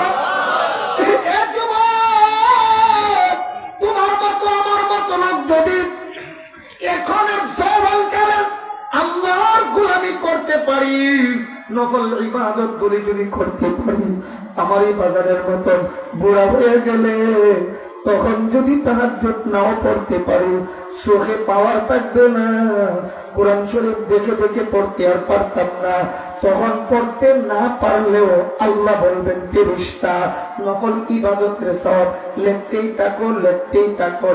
থাকো আল্লাহ কতদিন পর্যন্ত লিখতাম যতদিন না মরবার আগ পর্যন্ত তাহাজ্জুদের সওয়াব আর নফল ইবাদতের সওয়াব এই লোকটার আমল নামায় লিখতে থাকো কারণ যৌবনকালে আমার গোলামি করছিল আল্লাহু আকবার এই জন্য যুবক যৌবনকাল কেমনে কাটাইতেছি তোমার আবার করণীয় মধ্যে একটা কাজ তো হলো সমাজের জন্য করব আরেকটা হলো আমার নিজের জন্য কিছু করণীয় আসেনি কথা বলেন না কেন নাই আমার আমল আমি ঠিক করা লাগবে না অবশ্যই ঠিক করা লাগবে আমার পেন যদি শরীয়তের বাইরে হয় আমার পেন যদি মাঝখান দিয়া চিরা ফারা থাকে তোমার এই জায়গাটা দায়িকা রাখা ফরজ ছিল এই যুবক তুমি না মুসলমানের সন্তান তুমি না মুহাম্মদুর রাসূলুল্লাহর উম্মত তোমার কি একটু মায়া লাগে না দয়া লাগে না তুমি ওই সেলুনে গিয়া চুল কাটার সময় ওই খ্রিস্টান বেদিন বেঈমানদের ক্যাটালগ দেখো, দেখে কো মেসি কাটিং কাইটা দেন, আরেকজন কই নেইমার কাটিং কাইটা দেন, 2 তালা 3 তালা 2.5 তালা কেমনে চুল কাটরে যুবক মুহাম্মদুর রাসূলুল্লাহ সাল্লাল্লাহু আলাইহি ওয়াসাল্লামের মতো এমন মডেলিং মানুষ পৃথিবীতে আর কেউ হতে পারে না। কথা বলেন ঠিক কি না? আল্লাহর নবীর মতন স্মার্ট কি পৃথিবীতে একজন পুরুষ দেখাইতে পারবেন? কথা বলেন না কে? নবী শুধু স্মার্ট ছিলেন না, সর্বশ্রেষ্ঠ স্মার্ট। কথা বলেন না কে? নবীজি সর্বশ্রেষ্ঠ স্মার্ট কেমনে হয়েছিল? প্রত্যেক দিন সকালবেলা ঘুম থেকে উঠে ওই উল্টা মারত। উল্টা মারা মনে বুঝছেন না? সেলুনে গিয়া দাড়ি শেভ করে, শেভ করার পরে সারে আমার দৌড়ে দেখে কি হুঙ্গা লাগে দেখ ও সার করছি তো কেমনে করছিস বলে স্যার বাইরে বাইরে করছি উল্টা মার। উল্টা মার বুঝছেন না এখনো? বাইরে মারতে মারতে পুরাপুরি পরিষ্কার হয়েছে না, তখন কই উল্টা মার, ওটা উল্টা মার। উল্টা মারলে হুঙ্গা থাকতো না। যুবক, এটা নবীজির আদর্শ। আমরা জানি অনেকে দাড়ি রাখা সুন্নাত, এটা একটা মিথ্যে কথা। দাড়ি রাখা সাইর মাযহাবের ইমাম একমত, দাড়ি রাখা ওয়াজিব। বলেন আমার সাথে, দাড়ি রাখা সুন্নাত নয়, ওয়াজিব। বলেন, দাড়ি রাখা সুন্নাত নয়, দাড়ি রাখা আবার কোন দাড়ি রাখা ওয়াজিব। কোন ব্যক্তি জিনা করছে, জিনা ভিন্ন মেয়ের সাথে অপকর্মে লিপ্ত হয়েছে, সগীরা গুনাহ হইল না কবিরা? বলেন না? হাদিস শরীফে আসছে জিনা যখন কেউ করে, জিনা করে যতক্ষণ গুনাহ হয় ততক্ষণ, পরে যখন আলাদা হইয়া আল্লাহর দরবারে তওবা করে ফেলে, আল্লাহ ইচ্ছা করলে ক্ষমাও করে দিতে পারে। এরপরে লোকটা আইসা বাড়িতে তওবা করে লাইছে আর তার গুনাহ আছে, মাফ করে দিছেন আল্লাহ। এই লোকটা আইসা ঘুমাই দিছে, তার আর কোন গুনাহ আছে? এই গুনাহ লেখা হইব? হাদিস শরীফে আসছে, খেয়াল করেন কথাটা, রুফি আল কালাম আন সালাস, 3 ব্যক্তি থেকে শরীয়তের কলম উঠানো হয়ে গেছে, তার কোন গুনাহ লেখা হয় না। 1 নাম্বার আন্নাইম, ঘুমন্ত ব্যক্তি। স্বপ্ন যুগে দেখে রাজার মেয়েরে বিয়া করছে, গুনাহ হইব? কেন কেন হবে না? ঘুমন্ত। কোন ঘুমন্ত ব্যক্তির কোন গুনাহ লেখা হয়? ঘুমন্ত অবস্থায় গালি মারছে আরেকজন, গুনাহ হইব? সবাই কি কয় না? আন্নাইম, ঘুমন্ত ব্যক্তির গুনাহ নাই। আল মাজনুন, পাগল, পাগল ব্যক্তির কোন গুনাহ নাই। আসসাবিয়্যু, ছোট নাবালিগ বাচ্চা, এর কোন গুনাহ নাই। তাহলে আমরা 1 নম্বরে পাইলাম, ঘুমাইয়া থাকলে ঘুমন্ত ব্যক্তির কোন গুনাহ লেখা হয়। কিন্তু তাফসীরের কিতাবে আসছে, কোন ব্যক্তি যদি দাড়ি কামাইয়া ঘুমাইয়াও থাকে, কিতা কামাইয়া, আল্লাহ বিল্লাহ তাল্লাহ, আল্লাহর কসম কসম কসম করে বলছি, কোন যুবককে লজ্জা দেওয়ার জন্য বলছি না, মূল মাসআলাটা যেহেতু যুবকদের করণীয় বিষয় বলতে হবে। এতে গিয়া রাজু ভাইয়ের বিরুদ্ধে গেল কি ছেড়ে তুমি মনে করছে? এতে গিয়া সাহেল ভাইয়ের বিরুদ্ধে গেল কি ছেড়ে দিলে হাস্যর মাঠ বাস্তব ধর্ম? এই জন্য কথা তো বলতে হবে, মূল কথাটা তো আপনার জানতে হবে। মাসআলা হলো, কেউ যদি দাড়ি কামাইয়া ঘুমাইয়াও থাকে, এরপরও ফিরিস্তা তার গুনাহ, ওই যে কবিরা গুনাহ, দাড়ি কামাইয়া যে ঘুমাই রইছে, এমনি ঘুমন্ত ব্যক্তির গুনাহ লেখা হয় না, কিন্তু দাড়ি কামাইয়া যাই বেড়া ঘুমাই থাকে, এরই কবিরা গুনাহ ফেরেশতা লিখতেই থাকে, লিখতেই থাকে, লিখতেই থাকে। যতদিন পর্যন্ত দাড়ি না রাখবে আর পরিপূর্ণ এক মুষ্টি না হবে, ততদিন পর্যন্ত তার এই কবিরা গুনাহ লিখতেই থাকে, ফেরেশতা লিখতেই থাকে। তাহলে সৎকার বেলায় এই যে তখন দান করছেন মসজিদে, এটা যেমন সৎকায়ে জারিয়া, গুনার বেলায় আছে গুনাহে জারিয়া। এই গুনার সারা লাগাই দেওয়া হয়, এটা এই জন্য সাবধান। অনুরোধ করব ভাই, আমি যুবক, আমার করণীয় ইসলাম সমাজে প্রতিষ্ঠা করব, আমার দেহের মধ্যেও প্রতিষ্ঠা করতে হবে। কথা বলেন জোরে, ঠিক কিনা? বেশি কড়া এবং কঠিন করে দিয়েছি, কষ্ট দিয়েছি আপনাদেরকে। যদি না বলে আমার আপনার কি ক্ষতি জানি দেব? হাসরের মাঠে আল্লাহ তাআলা বলবেন জাহান্নামে যাও। এমনি যুবক বলবে আল্লাহ কেন? আল্লাহ তাআলা বলবেন জানো না? বলে না। এ বান্দা, আমার হুকুম মানলি না, নবীর তরিকা মানলি না। এমন সময় যুবকটা বলবে আল্লাহ রব্বানা আরিনাল্লাযাইনি আদাল্লানা মিনাল জিন্নি ওয়াল ইনস নাজআলহুমা তাহাতা আকদামিনা লিয়াকুনা মিনাল আসফালিন। আল্লাহ বলবেন জাহান্নামে যাও। কেন? আল্লাহ তাআলা সাথে সাথে বলবেন ও বান্দা, আমারে চিনলে না, নবীর তরিকা মানলে না, ওর নামটাও ভালো ছিল না, কারণ নামটাও ছিল অনইসলামিক নাম। এখন যুবক কইব আল্লাহ আমার নাম কি আমি রাখা দরকার ছিল? আমি কি দুনিয়াত আইয়া ওই আমার নাম রাখতে দিতাম না? কিন্তু আল্লাহ কইব না না, আল্লাহ আমার নাম রাখার দায়িত্ব কার ছিল? বলে মা বাবা। তাইলে আল্লাহ যারা তোমারে চিনাইল না, নবীর তরিকা বুঝাইল না, আমারে হক মাসআলাটা বললো না, এরা কই? এরার একটু দেখাই দাও। রব্বানা আরিনা আরিনা, দেখাইয়া দাও দেখাইয়া দাও। আমার মা বাবা কোথায়? আমি দুনিয়ায় থাকতে যাদেরকে অনুসরণ করতাম, যে হুজুরদের বয়ান শুনতাম, এরা কোথায়? আল্লাহ কইব দীক্ষা তুই কি করবে? তেমনি আমরা বলবো না জাআলহুমা তাহতা আকদামিনা। আল্লাহ যেই লোকটা আমার এলাকায় আইসা ওয়াজ নসিহত করলো, যেই মা বাবা আমার হিদায়াতের পথ দেখাইলো না, এরা কোথায়? এখন যদি আমার জাহান্নামে যাওয়া লাগে, ওই বক্তার বুকে ফাড়া দিয়া, আমার মা বাবার বুকে ফাড়া দিয়া, এদেরকে আমার পায়ের নিচে ফালাইয়া বুকে পাড়া দিয়া এরপরে জাহান্নামে যাওয়া লাগলে যাইমু। নাউজুবিল্লাহ বলবেন না? এই মামলা থেকে আমার বাঁচা লাগবে না? এই জন্য অনুরোধ করে বলছি যুবক, তোমার আমার কিছু করণীয় আছে। আমি নবীর তরিকা মতে চলবো, সমাজকে তরিকা মতে চালানোর চেষ্টা করব। মাশাআল্লাহ। বলেন যুবকের করণীয়ের মধ্যে একটা করণীয়, যুবক নিজে নবীর তরিকা মতে চলবে, সমাজকে নবীর তরিকা মতে চালানোর চেষ্টা করবে। এইটা যুবকের করণীয়। এই জন্য 1 নম্বরে হাদিসে আসছে আল্লাহ নবী কই শাবাবাকা কাবলা আহরামি। হে যুবক, যৌবন কালটাকে মূল্যায়ন করো তোমার বৃদ্ধকাল আসার আগে আগে। 1 নম্বর। আরো কয়টা আছে? 4টা। বলেন আরো কয়টা আছে? এই মধ্যে একটা দৃষ্টান্ত শোনায়, তাইলে আরো সহজ হবে। শেখে কৌড়িয়া মাওলানা আব্দুল করিম রাহিমাহুল্লাহ, মুরব্বীরা যারা আছেন হয়তো দেখছেন, আর যুবকেরা যারা আছে আমরা নাম শুনেছি।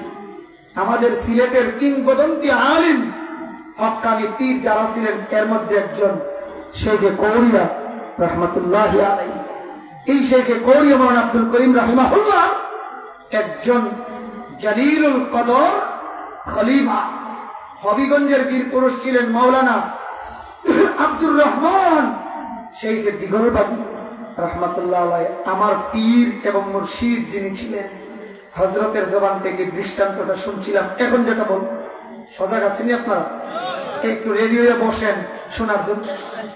হুজুরে অনেক বড় করে বলছিলেন, আমি একটু সংক্ষেপে বলবো। যুবক সমাজের জন্য কত উপকারী।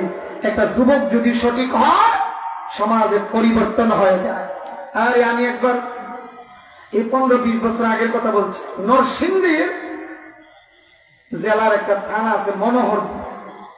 মনোহরদী থানায় এক মাহফিল হয়েছে। মাহফিল শেষে 12টার পর 12:30 পৌনে 1টা হবে, খানা খাওয়াইতে নিছে একটু। আমি রুমে ঢুকবো, সুন্নাত তরিকাটা হলো যিনি ঢুকবেন তিনি সালাম দিবেন। বলেন, যিনি ঢুকবেন মাস্টার আর টিচার আর স্টুডেন্ট একসাথে বয়ান শুনছে এখানে বৈশা। এমনকি এলাকার হেডমাস্টার ইজ্জত কইরাই না বসাইছে এই স্টেজে। পরের দিন ছাত্ররা স্কুলের রুমে ঢুকে আর কয়, কিরে কাল কাছে বয়ান শুনে আইছি, রুমে যিনি ঢুকবেন সালাম তিনি দেবেন, এটা সুন্নাত। কথা মনে বুঝছেন? বুঝছেন? নাইলে জিজ্ঞেস করে দেখেন না, আমরা উস্তাদ সমতুল্লাহ যারা আছেন, আমরা উস্তাদরা শাইখুল ইসলাম আহমদ শফি রহমতুল্লাহ থেকে কি বাংলাদেশে আমরা জানা মতে হচ্ছে বড় আলেমার আছে। আমি তো সরাসরি হযরতের কাছে অনেক কিতাব পড়ছি। হুজুর যখন আমাদের রুমে ঢুকতে, আরে হাঁটতে পারে না, লেংরা মানুষ, চলতে পারে না, হুইল চেয়ার নিয়ে আনিছে, এরপরও কোন ফাঁকি দিয়ে দুইটাই গিয়া আমরা বলতেন আসসালামু আলাইকুম ওয়া রাহমাতুল্লাহ। কারণ মাসআলা তো হলো যিনি ঢুকবেন তিনি সালাম দিবেন। কথা কন না, যিনি ঢুকবেন এবার এটা মাস্টার হোক, টিচার হোক আর স্টুডেন্টই হোক, যিনি ঢুকবেন কথা কন তিনি সালাম দেওয়া সুন্নাত। তবে আপনি যদি ছাত্র হইয়া উস্তাদের সালাম আগে দিয়ে দেন সমস্যা নাই, তবে সুন্নাত হইল কে দিব সালাম? হ্যাঁ, প্রবেশকারী সালাম দেবে। বলেন প্রবেশকারী সালাম দেব। কিছু ছাত্রদের মধ্যে কিছু পণ্ডিত থাকে না, মাপে না, কিছু পণ্ডিত থাকে না। এক পণ্ডিত ছাত্র আর একটা কয়, কালকা ওয়াজ শুনছিলেন? শুনছিলাম তো। মুফতি বশির সাহেব যে মাসালা কইছিলাম যে যিনি ঢুকেন উনি সালাম দেবে, আমরা দিলে গুনাহ হইতো না, যাইতেছে সমস্যা নাই, দেওয়া যাইব। তবে সুন্নতরা আমরা সারে কুদ্দুর মানছে কুদ দেখিলাই।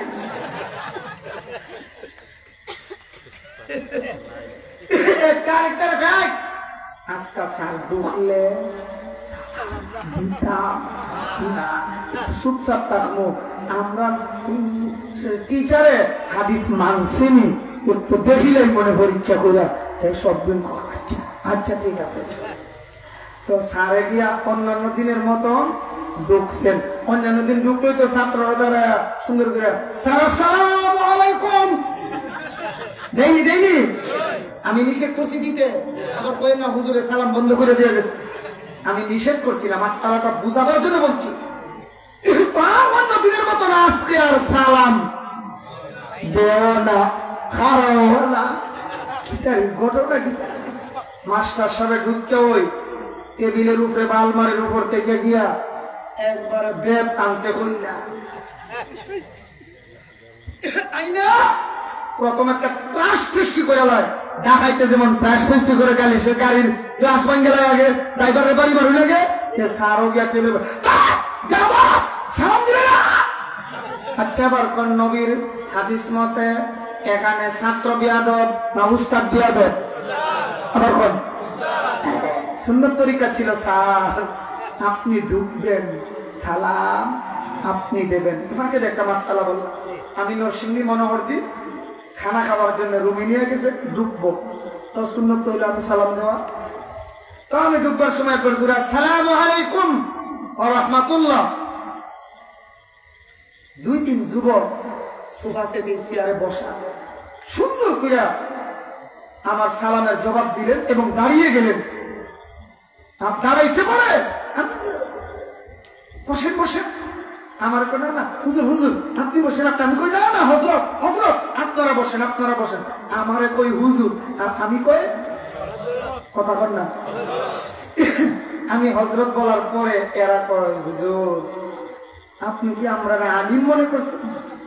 কারণ হযরত শব্দটা তো আমরা কোন ডাক্তার রে বলি না, কোন মাস্টার রেও বলি না, কোন ইঞ্জিনিয়ার রেও বলি না, কোন প্রফেসরের নামেও হযরত শব্দ ব্যবহার, এমনকি কোন এমপি মন্ত্রী প্রাইম মিনিস্টারের নামেও হযরত শব্দ ব্যবহার বলেন না করে।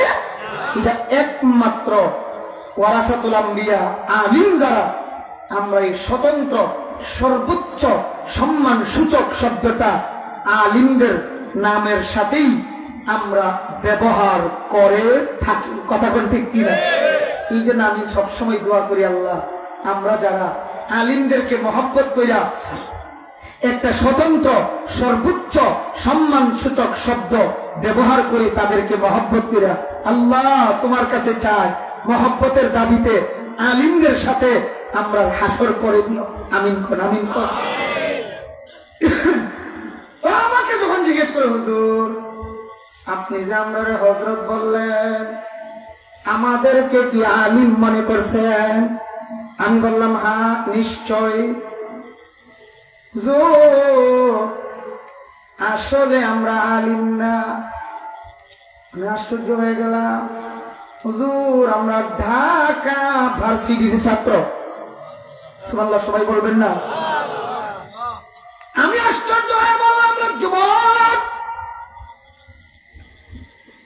এই গোপগুলি মুজগুলি ছোট খাটো, দাড়িগুলি লম্বা, আবার মাথায় সুন্নতি পাগড়ি, গায়ে সুন্নতি লিবাস, আবার যে নিচে পায়জামা পরা পায়জামা, পায়জামাও টাকনোর উপরে। এত সুন্দর সুন্নত তরিকা ভার্সিটিতে পইরা কেমনে শিখলা? নবীর রঙে কেমনে সুন্নতের রঙে রঙিন হইলা? কেমনে হুজুর দাওয়াত ও তাবলীগের মেহনত এবং আল্লাহ ওয়ালাদের সাহাবাত। আল্লাহু আকবার। এই যে ভূমিকায় চারটা কথা কইছিলাম, দিন শিখার চার জায়গা মনে আছে? মক্তব, দাওয়াত ও তাবলীগের মেহনত, ওয়াজ মাহফিলের আয়োজন আর দ্বীনি মাদ্রাসাগুলি মনে আছে আপনাদের? আমি জিগাই কেমনে এত সুন্নতের রঙে রঙিন হইলা? মাথা থেকে পায়ের পাতা পর্যন্ত সুন্নতে ভরা, কেমনে হইছ? ওই হুজুর দাওয়াত ও তাবলীগের মেহনত, আল্লাহ ওয়ালাদের সাহাবা। সুবহানাল্লাহ, কোন সুবহানাল্লাহ। এই জন্য যুবক আমাদের করণীয় অনেক কিছু আছে। এর মধ্যে একটা দৃষ্টান্ত শোনাবো বলছিলাম, আমার পীর সাহেবের জবান থেকে শুনেছিলাম। ওই যে শেখ কোরিয়া রহমতুল্লাহের খলিফা মাওলানা আব্দুর রহমান, হবিগঞ্জের বীর পুরুষ আব্দুর রহমান শেখ দিগলবাগী রহমতুল্লাহ বলছিলেন, এক যুবক, এই কথা মূল কথা শুরু হয়েছে, আপনাদের দৃষ্টি আকর্ষণ আছে তো এদিকে? এক মিনিটের জন্য মন অন্যদিকে গেলে শেষ কথাগুলি বুঝবো না, আমরা একটু খেয়াল করব। এক যুবক মাদ্রাসায় পড়ে, মাদ্রাসায় পড়তে পড়তে পড়তে পড়তে এক পর্যায়ে নুরুল ইজাহ কওমি সিলেবাসের একটা উল্লেখযোগ্য কিতাব, মাসআলার কিতাব, আমার জীবনে কয়েক বছর প্রথম দিক দিয়ে পড়াইছি, আলহামদুলিল্লাহ। এটা উল্লেখযোগ্য কিতাব নুরুল ইজাহ। এই নুরুল ইজাহ কিতাব পর্যন্ত লেখাপড়া কইরা এই যুবকে লেখাপড়া দিছে সাইরা। সারার ইতিহাস লম্বা করে বলছিলেন হুজুরে, আমি সংক্ষেপে বলছি। মা বাবা যতই চেষ্টা করে আর মাদ্রাসায় ফাড়াইতা পারুন না। আর বিশেষ করে দেখবেন যদি 8-10 পারা হেফজ করে থাকে, হেফজ করতে গেলে কোরআন যেমন পবিত্র, শয়তানরা লাগে এমন অপবিত্র। কথা বলছেন না? হাফিজি ছাত্রের সাথে শয়তান লাগে এমন বড় শয়তান। এক পর্যায়ে এই যুবকে আর বাড়িতেই থাকতাম না, থাকলেই মা বাবাই খালি মাদ্রাসায় যাইতাম ঠেলে, আর বাড়িতে থাকতাম না, জঙ্গলে চলে গেছে। বলেন গেছে কোথায়? জঙ্গলে গিয়া খাওয়া দাওয়া কিছুই তো পাই না, খুব কষ্ট করে। এক পর্যায়ে একদিন গভীর রজনীতে দেখে এলাকার আবাল বৃদ্ধা বনিতা যুবক যুবতী অনেক মানুষ রাতের বেলায় এই জঙ্গলের ভিতরে এসে ঢুকতেছে। যুবকে জিগায়, মনে আছে কি কোন কিতাব পর্যন্ত লেখাপড়া করে যাইছে? নুরুল ইজাহ, একটা উল্লেখযোগ্য কিতাব, ফিকহ শাস্ত্রের কিতাব, মাসআলার কিতাব, নামাজ রোজা হজ যাকাত এগুলি কেমনে আদায় করব, একেবারে প্রথম পর্ব তাহারাত পবিত্রতা, ওযু ইস্তেনজা কেমনে করব, একেবারে মেয়েদের সহ 3 থেকে 10 দিনের মাসআলা যেগুলি আছে এগুলি সহ সুন্দর করে আলোচনা করেছে। কিতাবুত তাহারাতের পরে কিতাবুস সালাত, নামাজ রোজা হজ যাকাত শহীদ সব আলোচনা আছে এই কিতাবের ভিতরে। যুবকে দেখে এলাকার মানুষের রাত্রে বেলা ঢুকতেছে, জিজ্ঞেস করে, গভীর রজনীতে তোমরা এই জঙ্গলের ভিতরে কেন আসছ?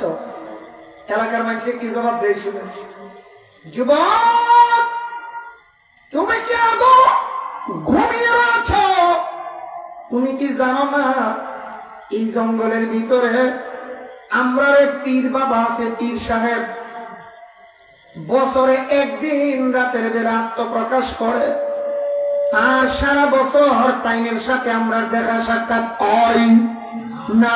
বলেন দেখা সাক্ষাৎ হয় তো কেন আসছো? আমরা পীর সাহেবের কিছু গুণ আছে। বলে কি গুণ? উনার কাছে গেলে কেউ খালি হাতে আয় না।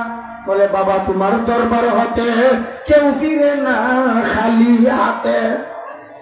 আমরা এক মাশাআল্লাহ জুড়ে কন্যা নাউজুবিল্লাহ, একসাথে কোন আমার পীরের কাছে গেলে যে যা চাই সব দিয়া বিদায় করুন, তাই নাকি? যে যা চা তা দিলাম। এবার শুনেন কি কয় যুবক, যুবক যদি সঠিক জ্ঞানী হয় কি হয় দেখা? বাচ্চা মনে মনে কয় আমি চাইছিলাম লেখাপড়া করতাম, আমার মা বাপ চাইলেও পড়াইতো, আমি পড়লাম না। এখন যেহেতু পীরের কাছে গেলে যা চাই তা দিলাই, আবার নগদ দিলাই, বাকি না কি দিলাই মাতে না। সবাই বলে তাইলে আমি তোমরা পীরের খানদাত যাইতাম চাই, আমার নিবাইনি, তো সমস্যা কি? সমস্যা নাই, চলো। আমার একটা উদ্দেশ্য আছে, সব পূরণ হইব। উদ্দেশ্যটা কি? ওই তোমরা পীর বাবারে কইবা আমার মা বাপ চাইছিলা আমার দৌড়ায় হাদিস পর্যন্ত পড়াইতা, আমি পড়লাম না, শয়তানের দুকাই বেড়ে গেলাম। তোমরা পীরের কাছে গিয়া কইব ঈশা হুজুর আমার 2 মিনিটে দৌড়ায় হাদিস ফাঁস করাই দিলেন। এটা রাজু ভাই এটা সম্ভব? কন্যা সম্ভব? এখন যদি গিয়া ভার্সিটি কোন আমার এখন আপনি বিএ পাস করাই দিন, এমএ পাস করাই দিলেন, এটার একটা করিকুলাম নিয়ম নীতি আছে না? কইলি ভাসি দিবেন গা। সংকেত কথা হলো পীরের কাছে গেছে, গিয়া সবাই কাতার ধরে দাঁড়াইছে। একজনে গিয়া কো বাবা আমার দোকানে লস হয়। দোকানে কি হয়? লস হয়। আমার দোকানে লাভ দিয়া দেব। যে ওই জায়গা কয় সবাই চলে আসলো, কিন্তু এক পর্যায়ে যুবকে আয় না। যুবক সামনে দাঁড়ায় হয়েছে, জিজ্ঞেস করে আর বলে বেটা সবাই চলে গেল তুমি যাও না কেন? আমি আসছিলাম, আমার একটা উদ্দেশ্য ছিল, তবে উদ্দেশ্যটা যে কি পরে কই মনে। এখন দিয়ে আর একটা জিনিস দেখলাম, এটা জানতাম চাই। বলে কি জানতে চাও?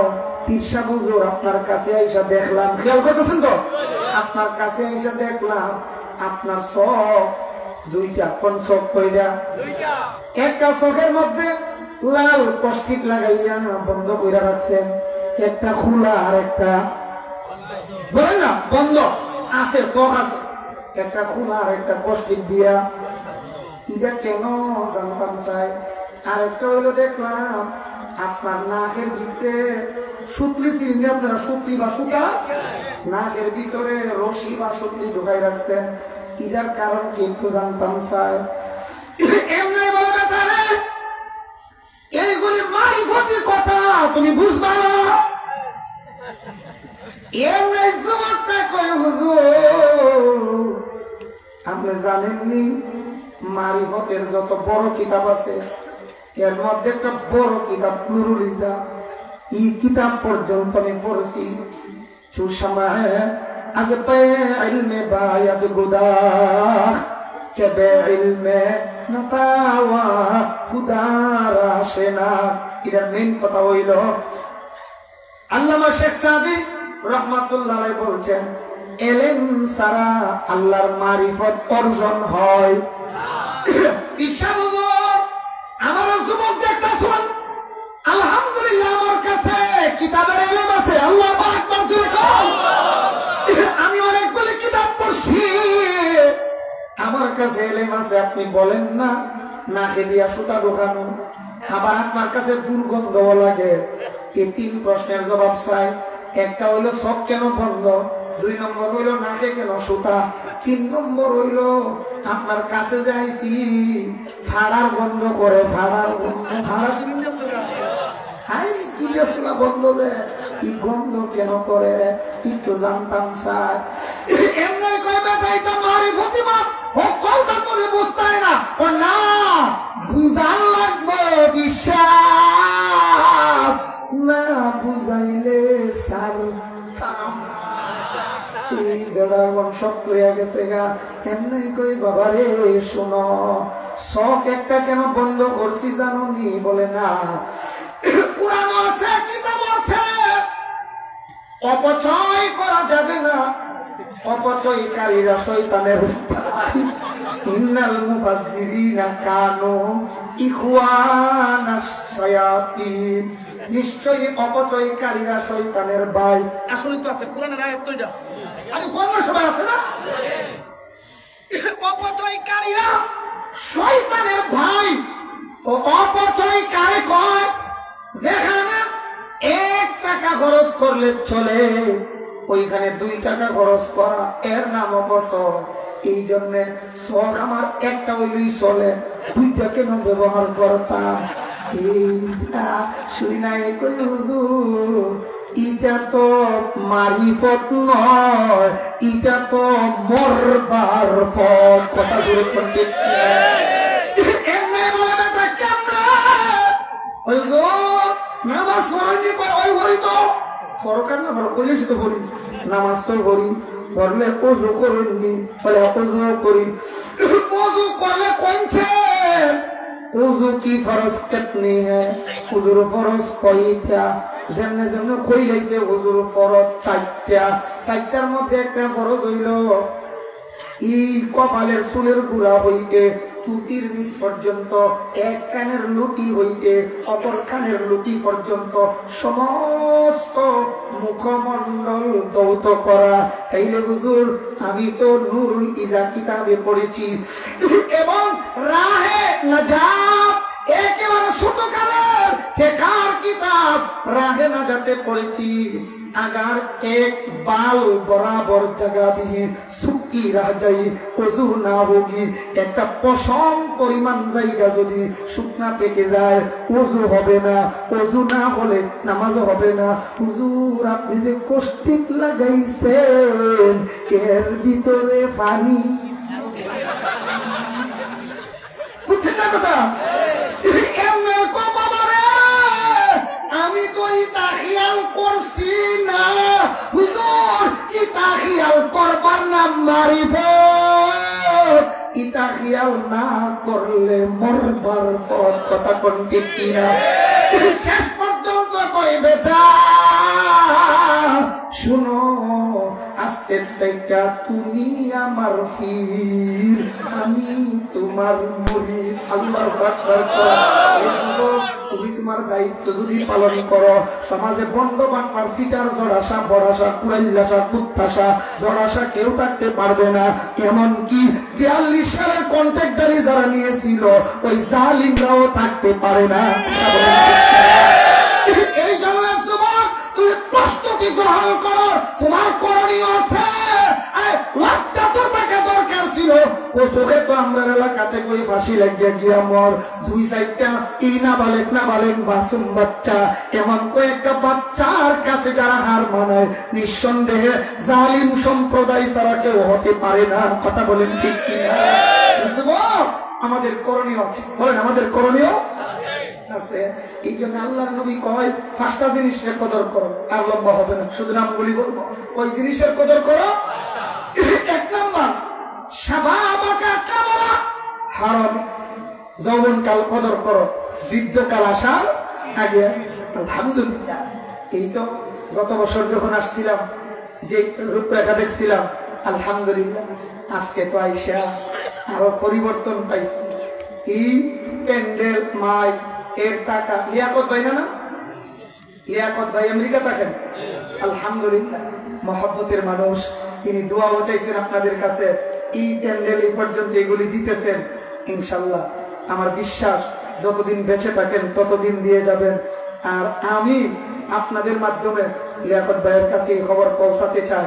তিনি আমার কাছে খবর পাঠাইছেন, হুজুর ঈদগার কামরা করতে বাদ বাকি যত কাজ লাগে ইনশাল্লাহ আমি এটা কইরা দেব। আলহামদুলিল্লাহ বুঝেন না?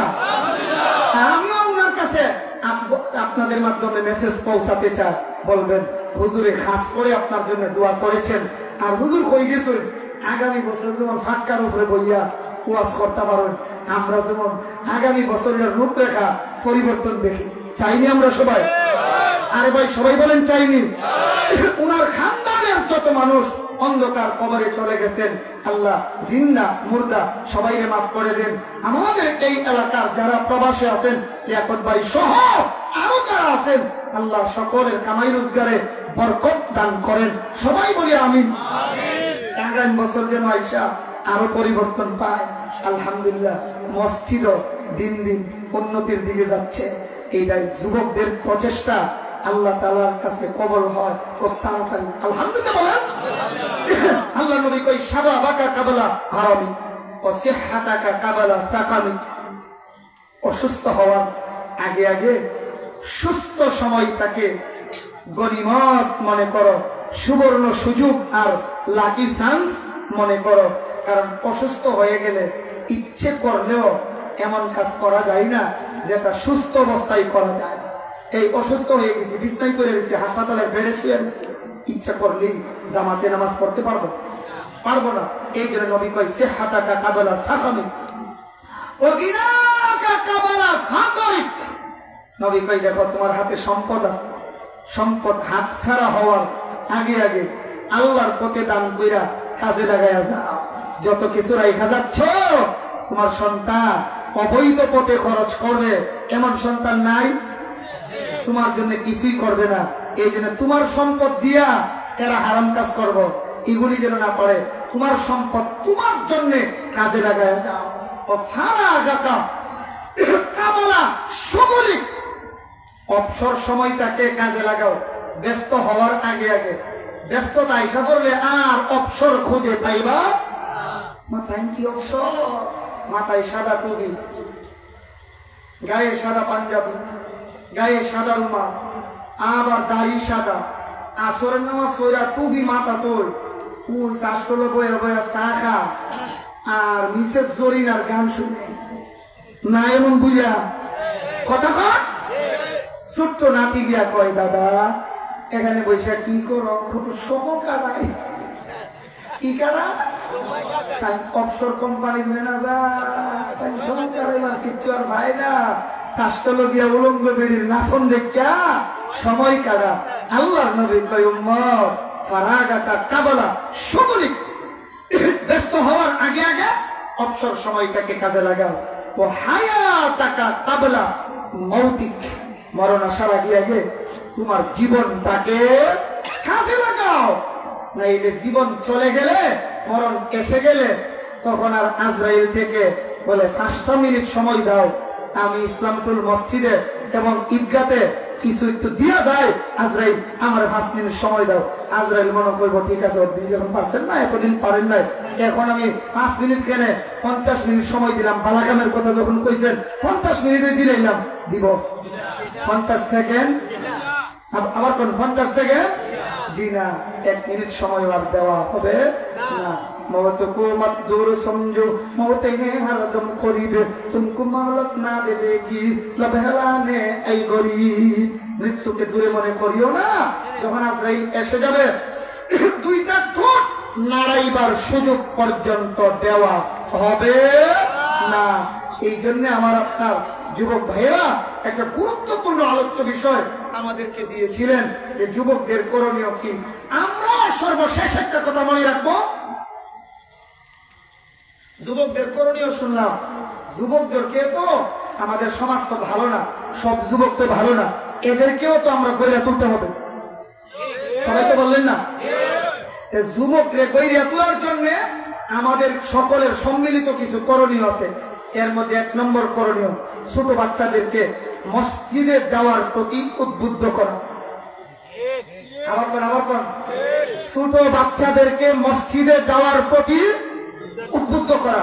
বাচ্চায় মসজিদে গেছে, আচ্ছা বাচ্চা তো বাচ্চা বলেন, বাচ্চা তো আমরা যদি আমার পীর সাহেবের কাছে একজনে গেছে গিয়া কই হুজুর আমার বাচ্চাটার একটা তাবিজ দেন। কি দেন? সবাই কইছে কি দিত? ফিরসা হুজুরে কই কি তাবিজ করে? এই হুজুরের বাচ্চাটা দুষ্টামি করে, কথা শুনে না, একটু খান দে আর দুষ্টামি করে। হুজুর একটা তাবিজ দেখছে, ভালো করে শুনলেন। তাবিজ একটা লেখছে, সুন্দর করে একবারে সুতা দিয়া ফেসাইয়া পাইলা দিয়ে কইছে নাও, এটা তোমার কোমরে দিও। কার কোমর? কার কোমরে দিও? দুষ্টামি তো আমি করি না, আমার বাচ্চায় হুজুর কর না, তোর ওই দরকার। কারণ বাচ্চা তো দুষ্টামি করবো, তুই চাস বাচ্চা রে তোর মতন বালা বানিয়ে যাইতে, বাচ্চাই তা করবোই। বা তোর তোর আহল হইছে না, তোর আহলের তাবিজ, এটা আহলের তাবিজ। এটা বলার কারণ আছে ভাই, আশি দেওয়ার উদ্দেশ্য না, আমার কারণ আছে। বাচ্চাই মসজিদ গেছে, বাচ্চা কিছু দুষ্টামি করবে না। আপনি কি নবীতে বড় মুসলিম দিয়েছেন? ওই যে নবীর 80 বছরের একটা নাতি আছে হাসান আর হুসাইন, 80 বছরও নবীজির কান্দ যে উঠতো নামাজে গেলে, আর নবীজি এইভাবে টান দিয়া নামাইয়া এরপরে রুকুর থেকে সাজদা থেকে উঠতেন। এর বয়স 80 আর 90 আছেন। কি আসলা ছোট বাচ্চা কেউ আমাদের কি মুসল্লির ঘরের মুসল্লি হয়েছেন, রসুলতে বড় মুসল্লি হয়েছেন, রসুলের কান্দ উঠছে, মসজিদে গিয়ে দুষ্টামি করছে, আল্লাহ নবী কিচ্ছু বলেন নাই। আর বাচ্চাটা মসজিদে গিয়া একটু দুষ্টামি করতে এমনি আপনার আমাদের মা আসল নামাজের সময় মা কই ফুট যা নামাজটা কইরা আম্মা দোয়া আল্লাহর মাফ চাই বলে কিটা আমরা বড় চাচা রাজু চাচা দিয়ে ধমক দিছি গো আম্মা, আর জীবনে মসজিদ যাইতাম। এই জন্য মনে রাখেন, বাচ্চাদেরকে মসজিদে গেলে ধমক দেওয়া নিষেধ। কারণ বাচ্চাদেরকে মসজিদে গেলে ধমক দেওয়া, নবী বাচ্চারা আদর করছেন, আর আপনি চান বড় মুসলিম দুষ্টামি করছে। আর তুমি যে 33 বছর পর্যন্ত বেটার ক্ষেত্রে আইল খাইছো, সুদ খাইছো, ঘুষ খাইছো, নারীবাজি করছো, চাল চুরি করছো, ডাল চুরি করছো, টিন চুরি করছো, কম্বল চুরি করছো, এটা বুঝলে গেছো গা সাধন ভোট না। জীবন চুরি করে গিয়ে মসজিদে হামাইছো তুমি, হামাই এখন বড় মুসল্লি করবে হয়ে গেছো গা। বাচ্চার ধমক মারো, বাচ্চাদেরকে ধমক দেওয়া। ডাক্তাররাও তো কথা বলতে গেলে ডাক্তারের কাছে গেলে ডাক্তারও তো কয়ে দেয় সাবধান, বাচ্চারে ধমক দিবেন না, ব্রেন নষ্ট হবে, ভবিষ্যতে সে বড় কিছু হবে না, বাচ্চাদেরকে ধমক দিবেন না। বাচ্চারা মসজিদে গিয়া একটু দুষ্টামি করছে। আরেকটা মাসআলা মনে রাখেন, কষ্ট হইতেছে বেশি, কষ্ট হইলেও আস্তে ছাড়তাম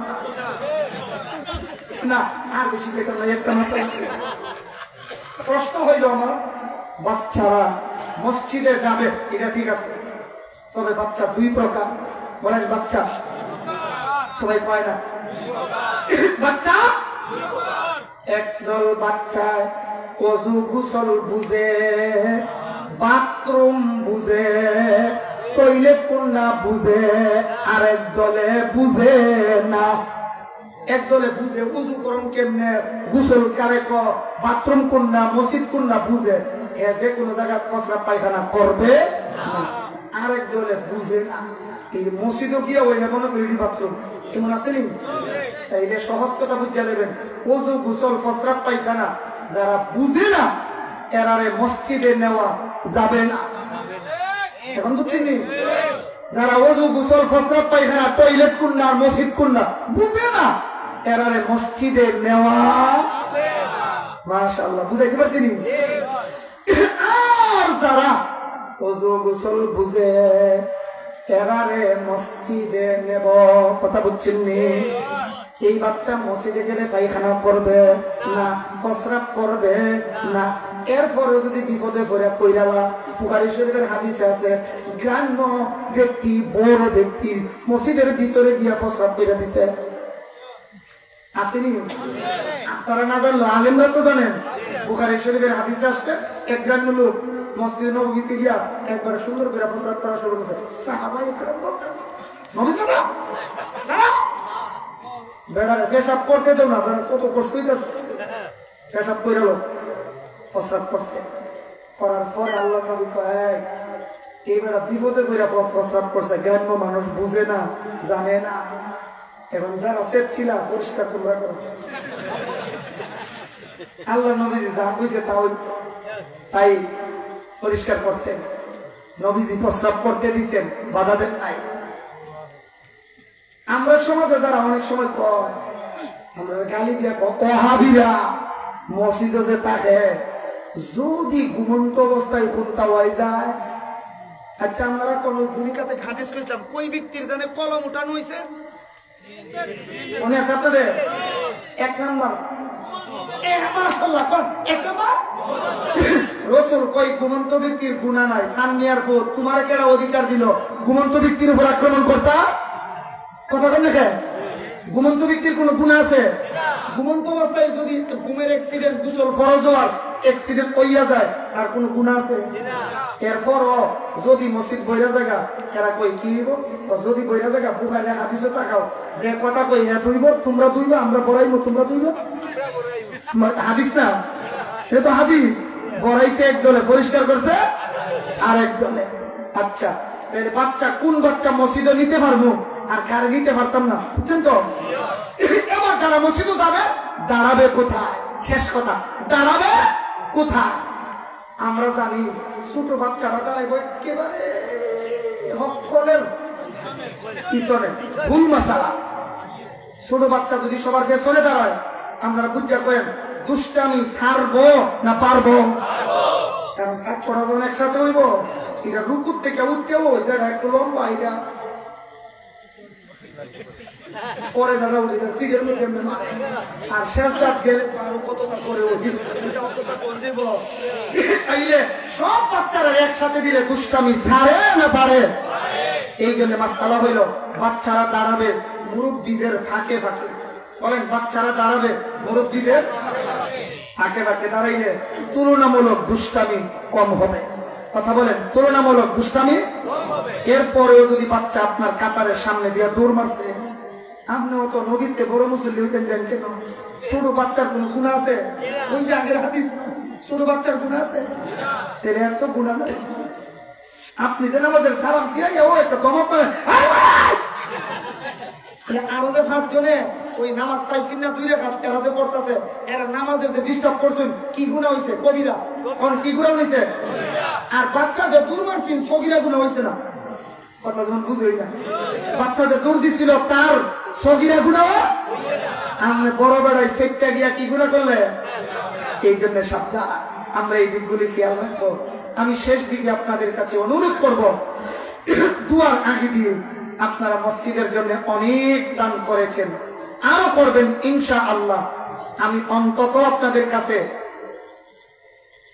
10 জন লোক চাই, যে 10 জন লোক কমপক্ষে 5000 করে 500 করেও দিচ্ছেন, আলহামদুলিল্লাহ। আমরা অনেক দিচ্ছেন, অন্তত 5000 করে 10 জন লোক।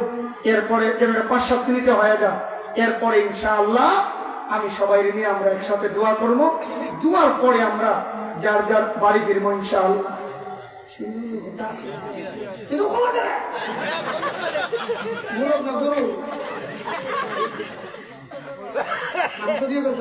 মাশাআল্লাহ সালা কাছে মাংস দিয়ে করছে, কি মাংস করছো না যেটা একটা আছে তো মাশাআল্লাহ। আমরা আমার আপন মানুষ মহব্বত করেন, এর লিগে কয়লাই কথা। আলহামদুলিল্লাহ সিন্নির দাওয়াত আছে, একজনও যাবেন না, হয়ে যাবেন ইনশাআল্লাহ। এর আগে অন্তত 5000 করে 10 জন মানুষ আমরা আল্লাহর কাছে দোয়া করবো, আল্লাহ 5 ওয়াক্ত নামাজের পরিপূর্ণ বরকত যেন আল্লাহ ওই ভাইরে নসিব করেন, যে এই ভাই 5000 টাকা 1 নম্বরে লেখাবেন। আল্লাহ তার ফ্যামিলিতে যেন বরকত দান করেন। সবাই বলে আমিন। আল্লাহ আমরা যে অগ্রিম দোয়াটা করেছি তোমার কোন বান্দার জন্য কবুল করছো, আমরা এই নামটা জানতে চাই। মাশাআল্লাহ। কি রাজু ভাই নি 1 নম্বরে রাজু আহমদ ভাই, আলহামদুলিল্লাহ। ফ্যামিলির সকলের জন্য দোয়া আছে। 1 নম্বরে 5000 টাকা। নারাই তাকবীর। হায় আল্লাহ, তোমার বান্দা রাজু আহমদ ভাই 1 নম্বরে 5000 টাকা আল্লাহ কবুল করেন, মঞ্জুর করেন। অসুস্থ বিমারি যারা আছে আল্লাহ সকলকে পূর্ণ সুস্থতা দান করেন। বিদেশের বাড়িতে প্রবাসে যারা আছে আল্লাহ স্বাস্থ্য ভালো রাখে, ঈমান আমলের সাথে হালাল রিজিক কামাই করার তৌফিক দান করেন, সবাই বলি আমিন। মাশাআল্লাহ 2 নাম্বার ইনশাআল্লাহ হবে, আপনারা ডরেন না, ইনশাআল্লাহ করলে ইনশাআল্লাহ আল্লাহ কবুল ফরমান, সবাই আমিন বলেন। এটা ওই রড সিমেন্ট বালু ইটা দিয়ে হইলো আমরা ফিল আপ করবো ইনশাআল্লাহ। আমি অনুরোধ করবো 2 নম্বরে কোন ভাই আমরা দোয়া করবো আল্লাহ যে ভাই দ্বিতীয় 5,000 টাকা দেখাবেন, মাওলায়ে কারীম তার খানদানের মধ্যে আলিম এবং হাফিজে কোরআনের সিলসিলা জারি করে দিও, সবাই বলে আমিন। সাহেল ভাইয়ের ছোট বোনের জামাই, হ্যাঁ সাহেল ভাইয়ের ছোট ভগ্নিপতি কত 8,000। মাশাআল্লাহ দেখছেন নি, আমার শরম দিলাইছেন তো 5,000 চাইলেন কেন, পাড়া এখনো চাইলেন না 8,000। নারায়ে তাকবীর, নগদ দিলাইছো মাশাআল্লাহ। সাহেল ভাইয়ের ছোট বোনের জামাই ভগ্নিপতি নগদ 8,000 টাকা, আল্লাহ কবুল ফরমান, সবাই বলি আমিন। মাশাআল্লাহ আমি যে 10 জন চাইছিলাম, তাহলে 10 জন হলে কত 50,000 না, 5 আর 8 কত হয়েছে, সবাই কোন কত 13,000। এই 13টারে এই 13 মিল করেন তো একজনে 2,000 দিয়া, নগদ পারলে ভালো, না পারলে বাকি লেখা, সির্ফ 2,000 টাকা। 5,000 দেনে ওরা থাকলে পরে কয়েন, তারা ওরা করেন না কত ইনাম। জুয়েল আহমদ ভাই 2,000 টাকা, 15,000 মিল হয়েছে, আল্লাহ কবুল করেন। এখন 20,000 মিল হইতো, 5,000 আইব ইনশাল্লাহ, ডরাইন না।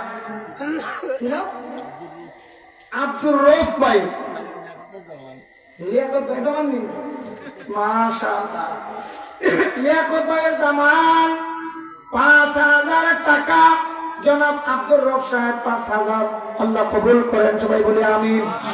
এই তো 20 হয়ে গেছে, আরো 30 হইব ইনশাআল্লাহ, ইনশাআল্লাহ কয় আপনারা দোয়া কবুল তো, কারণ রহমতের বাউন্ডারির ভিতরে আছেন তো।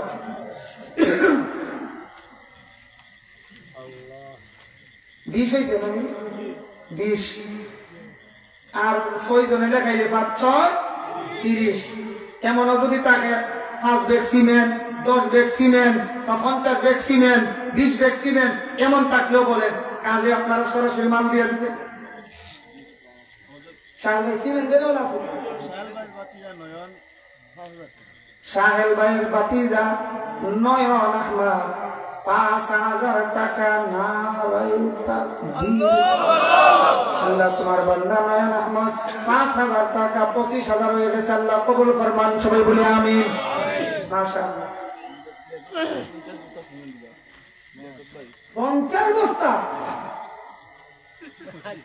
আমি আমার কোনো আসলে নাই দেবা, আমার কোনো পাঠ নাই আসলে নাইলে আমি চাই 5,000 দিলাম 50 বস্তা খাবারটা দেখছেন নি, আমি কি এর 5,000 করে ডাক দিলাম, আমি তো 1 লাখ করে 50,000 করে কম আছি, আমি ও তো ভালো মানুষ আপনার, আমি জানি আল্লাহ সবাই কবুল করেন। এটা দেখো ভাই দিবা 50 বস্তা শব্দ শুনতেছি না, বাস্তব। নারায়ে তাকবীর। আমেরিকা প্রবাসী জনাব লিয়াকত ভাই 50 বস্তা সিমেন্ট, মানে 25,000 কমপক্ষে, 25 হইতো না, এরপর একটা হিসাব করলাম 25,000, আগের আছে 25, কত হয়েছে আমরা বুঝলাম নি, ফিরা হইব আর হইব ইনশাআল্লাহ, দেখেন আল্লাহ কবুল ফরমান। লিয়াকত ভাই 50 বস্তা সিমেন্ট, আল্লাহ কবুল ফরমান, আমিন বলেন। আর কেউ আসেন নি লেখাইলাম, আমার টার্গেট তো ফিলা বইছি 20 বস্তা। মতিউর রহমান ম্যানেজার সাহেব